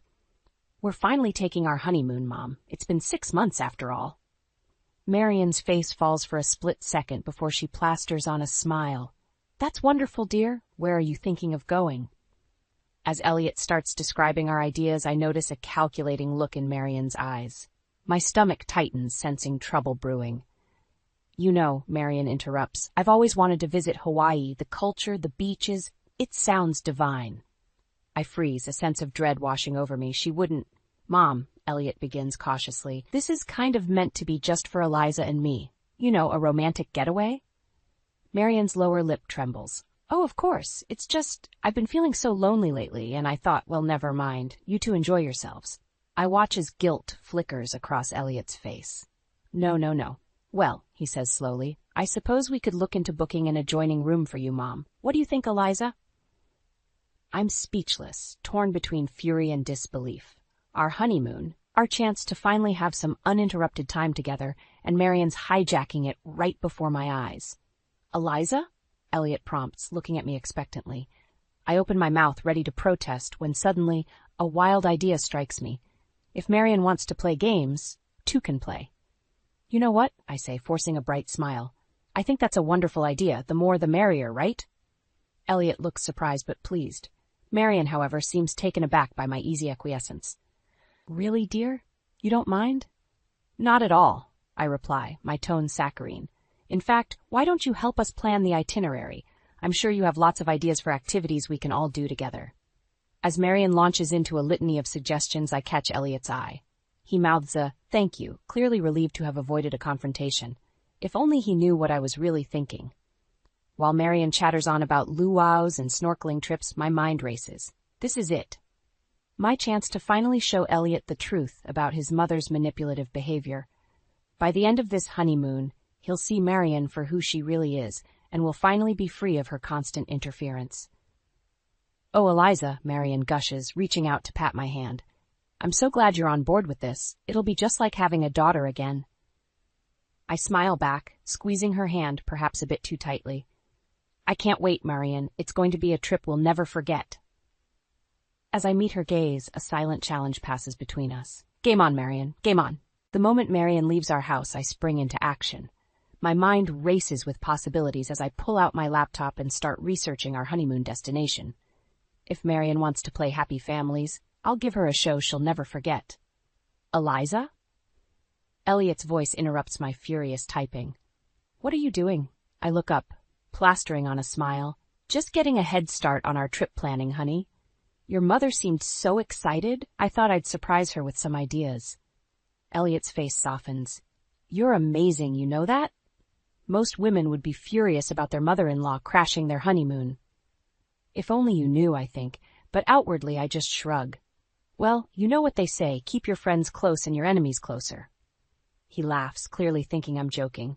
Mom can be a bit much sometimes, but she means well. I'm just glad you two are getting along. I nod, biting back the urge to tell him exactly how his mother means well. Instead, I turn the laptop towards him. What do you think about these activities? I was thinking we could do some couples massages, romantic sunset dinners. Sounds perfect, he says, kissing the top of my head. But what about Mom? I smile sweetly. Oh, don't worry, I've got plenty planned for Marion too. Over the next few days, I throw myself into planning our perfect family honeymoon. I book adjoining rooms at a luxurious resort, making sure Marion's room is close enough to ours that she can't complain, but far enough that we'll have some privacy. I schedule a mix of group activities and couples experiences, carefully crafting each day to showcase the difference between our newlywed bliss and Marion's solitary status. As I finalize the itinerary, my phone buzzes with a text from Marion. Just checking on the honeymoon plans, dear. I do hope you're including some family activities. I grit my teeth, typing back, Of course, Marion. Can't wait to share all the details with you. That evening, I present my master plan to Elliot over dinner. I've got it all worked out, I announce, sliding a printed itinerary across the table. Look, I've even scheduled some mother-son bonding time for you and Marion. Elliot's eyes widen as he scans the document. Wow, Eliza, this is incredibly detailed. But are you sure about all this? It seems like a lot of separate activities. I reach across the table, squeezing his hand. Trust me, honey. This way we all get what we want. You get quality time with your mom, we get our romantic moments, and Marion gets to be included. Everyone wins. He nods slowly, still looking uncertain. If you're sure? Absolutely, I assure him, my voice dripping with sincerity. In fact, why don't we invite Marion over tomorrow to go through the itinerary together? I'm sure she'll love it. The next day, Marion arrives promptly at 6 p.m., practically buzzing with excitement. Oh, I can hardly wait to hear what you've planned, Eliza, dear. I smile, handing her a copy of the itinerary. I think you'll be pleased, Marion. I've made sure to include plenty of family time. As Marion's eyes dart across the page, her expression shifts from excitement to confusion, then to barely concealed disappointment. But what about all these couples' activities? And why am I scheduled for a day trip to a neighboring island while you two have a romantic beach picnic? Well, we wouldn't want you to miss out on the full island experience, I explained smoothly. And of course, Elliot and I do need some alone time. This is our honeymoon, after all. Marion's lips purse, but before she can protest, Elliot chimes in. I think it looks great, Mom. Eliza's put a lot of thought into this. I watch as Marion struggles to maintain her composure, clearly torn between her desire to control the situation and her need to keep up appearances. Finally, she forces a smile. Of course, dear. It's lovely. I'm sure we'll have a wonderful time. As she leaves, I catch a glimpse of the thunderous expression on her face.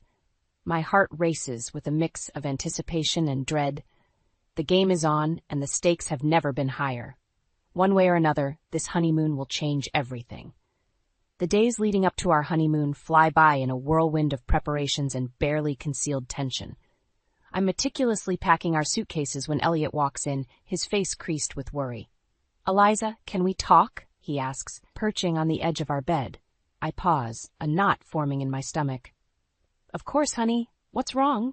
He sighs, running a hand through his hair. It's Mom. She called me at work today, upset about the itinerary. She feels like we're trying to exclude her. I force myself to remain calm, though my heart is racing. That's ridiculous. We've included her in plenty of activities. I know, Elliot says, his voice tinged with frustration. But she's threatening to back out of the trip altogether. She says if we don't want her there, she'll just stay home.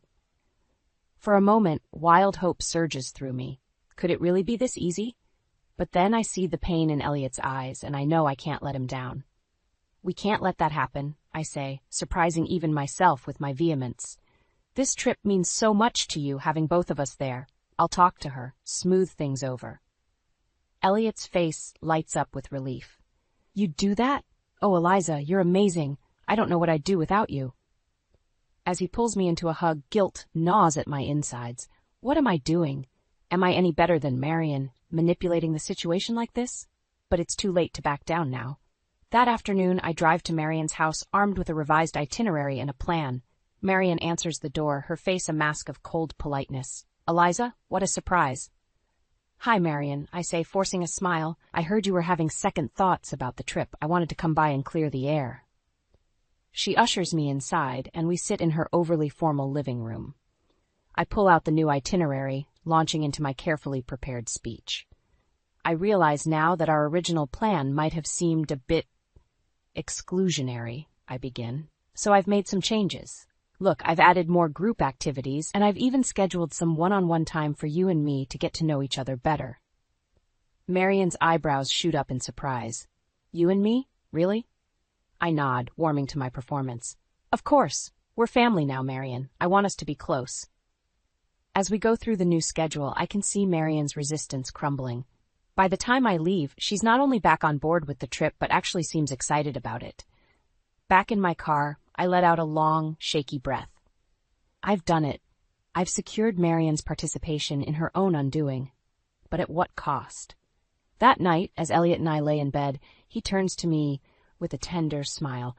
I don't know how you did it, but Mom called me gushing about how wonderful you are. She can't wait for the trip now.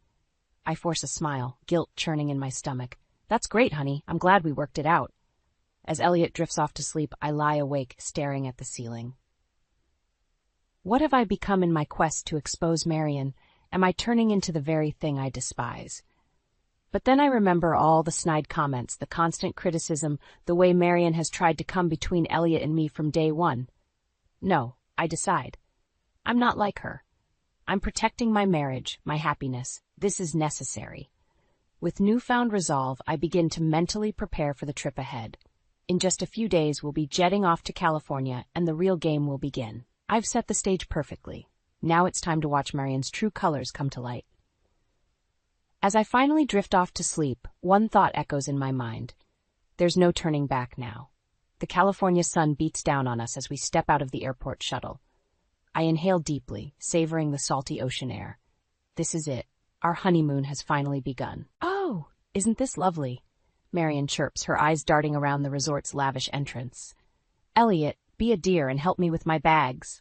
I catch Elliot's eye and give him a reassuring smile. Go ahead, honey. I've got our luggage. As they walk ahead, I trail behind, wheeling our suitcases and mentally reviewing my plan. Phase 1. Make sure Marian feels included, but not too included. At check-in, I put on my best smile. We have 3 rooms booked under Eliza Thompson, 2 adjoining and 1 nearby. The receptionist nods, tapping away at her computer. Ah, yes. We have you and Mr. Thompson in a beachfront suite, and Mrs. Thompson Sr. in a garden view room on the floor above. Marian's head snaps up. Garden view, but I thought... It's the only room available that was close to ours, Marian, I interject smoothly. I'm sure the view is lovely. Before she can protest further, I usher us all towards the elevators. As we ride up, I can feel the tension radiating off Marian in waves. The next morning, I wake early, slipping out of bed without disturbing Elliot. I have a busy day ahead, and everything needs to go perfectly. We meet Marian for breakfast, where I've arranged a special surprise. Look, Marian, I say, handing her an envelope. I've booked you a full day at the spa. Massages, facials, the works. Her eyes light up, but then narrow suspiciously. That's very thoughtful, Eliza, but what will you two be doing? I wave my hand dismissively. Oh, just some boring couples activities. Trust me, you're not missing out. As soon as Marian's whisked away to the spa, I turn to Elliot with a mischievous grin. Ready for our adventure, honey? We spend the day snorkeling in crystal-clear waters, picnicking on a secluded beach, and taking a romantic sunset sail. It's everything I've dreamed our honeymoon would be. But as we return to the resort, glowing and sandy, we run smack into Marian in the lobby. Her face is thunderous. Where have you two been? She demands. I've been trying to reach you all day. Elliot looks guilty. Sorry, Mom, we must not have had cell service on the boat. Boat? Marian's voice rises an octave. You went sailing without me? I step in, my voice soothing. It was a last-minute thing, Marian. How was your spa day? But Marian isn't mollified. She launches into a tirade about feeling excluded and how this isn't what she expected from a family vacation. As she rants, I notice Elliot's face falling, the joy from our perfect day evaporating. Something inside me snaps. Enough, I interrupt, my voice sharper than I intended. Marian, this is our honeymoon. Elliot and I deserve to have some time alone. We've included you in plenty of activities, but you can't expect to be with us every minute. The lobby falls silent. Elliot looks shocked, and Marian looks like she's been slapped. Well, she says, her voice icy, I see how it is. I'll just go back to my room and leave you two alone, shall I? As she stalks off, Elliot turns to me, his expression a mix of confusion and hurt. Eliza, what's gotten into you? That's not like you at all. I open my mouth to explain, to defend myself, but the words stick in my throat.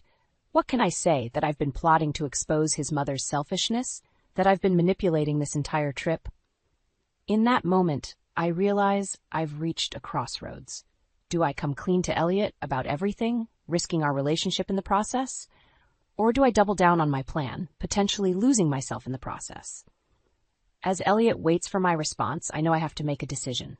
And whatever I choose, nothing will ever be the same again. The morning after my outburst, I wake to find Elliot's side of the bed empty. A note on his pillow reads, "Gone for a walk, need to clear my head." My stomach churns with guilt and anxiety. I drag myself to breakfast, where I find Marian sitting alone, stirring her coffee with sharp, angry movements. She looks up as I approach, her eyes cold. "Well, if it isn't the blushing bride," she says, her voice dripping with sarcasm, "come to exclude me from something else?" I take a deep breath, reminding myself of my ultimate goal. "Marian, I'm sorry about yesterday. I was hoping we could start fresh today." She sniffs dismissively. "I'm sure you were. Where's Elliot?" "He went for a walk," I reply, trying to keep my voice steady. "Listen, I thought maybe we could spend some time together today, just the two of us." Marian's eyebrows shoot up in surprise. "Oh? And what did you have in mind?" I force a smile. "How about a spa day? My treat." As we sit side by side getting pedicures, the tension between us is palpable. Marian keeps making little digs about my temper and how Elliot deserves someone more even-keeled.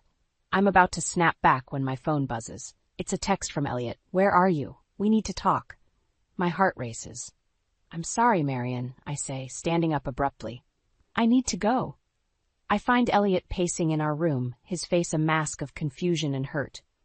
"Eliza, what's going on? First, you blow up at my mother, and now you're spending the day with her? I feel like I don't even know you anymore." The words tumble out before I can stop them. "I'm trying to show you what she's really like, Elliot. She's manipulative and controlling, and she's trying to come between us." Elliot's face hardens. Is that what this whole trip has been about? Some scheme to turn me against my own mother? "No. I mean, yes, but," I falter, realizing how it all sounds. "Elliot, you have to understand." He holds up a hand, cutting me off. "I need some time to think. I'm going to dinner with Mom. Alone." As the door closes behind him, I collapse onto the bed, my carefully laid plans crumbling around me. Hours later, I'm startled awake by raised voices in the hallway. I creep to the door, listening. "I can't believe you're taking her side." Marian's shrill voice pierces through the wood. "I'm not taking sides, Mom," Elliot replies, his voice strained. "I'm just saying that maybe Eliza had a point about boundaries." "Boundaries? I'm your mother." "Yes, and Eliza is my partner. You need to respect that." I hear Marian's sharp intake of breath. "I see. Well, if that's how you feel, perhaps it's best if I go home early." "Mom, don't be dramatic." No, I know when I'm not wanted, I'll book a flight for tomorrow." As their voices fade, I sink to the floor, my emotions a tangled mess. I've won, haven't I? Marian's leaving, and Elliot seems to be seeing things my way. So why do I feel so hollow? The door opens, and Elliot steps in, looking exhausted. His eyes meet mine, and I see a mixture of love, disappointment, and uncertainty swirling in their depths. "Eliza," he says softly, "we need to talk. About everything." I nod, my throat tight. This is it, the moment of truth. As I stand to face my husband, I realize that the outcome of this conversation will determine not just the fate of our honeymoon, but the future of our marriage. With a deep breath, I prepare to lay it all on the line, knowing that once the words leave my mouth, there's no going back. The game I've been playing is about to end, one way or another. The flight home is tense, with Marian pointedly ignoring me and Elliot caught in the middle. As we touch down, I feel a mix of relief and dread. The honeymoon may be over, but I know the real battle is just beginning. Days pass, and an uneasy quiet settles over our lives. Elliot and I tiptoe around each other, the weight of unspoken words hanging between us. I'm about to suggest we finally have that talk when my phone buzzes with a message from my sister. "Have you seen Marian's Facebook post? Call me ASAP." My heart racing, I pull up Marian's page. There, in black and white, is a lengthy post detailing how I ruined the honeymoon, complete with out-of-context photos that make me look distant and uninterested. The comments are filled with sympathetic responses from relatives and friends, all consoling poor Marian for having such a cold, manipulative daughter-in-law. I'm still staring at the screen in disbelief when Elliot walks in. "Eliza, what's wrong? You look like you've seen a ghost." Wordlessly, I hand him my phone. As he reads, his face darkens. "I can't believe she'd do this," he mutters. "Can't you?" I say, my voice bitter.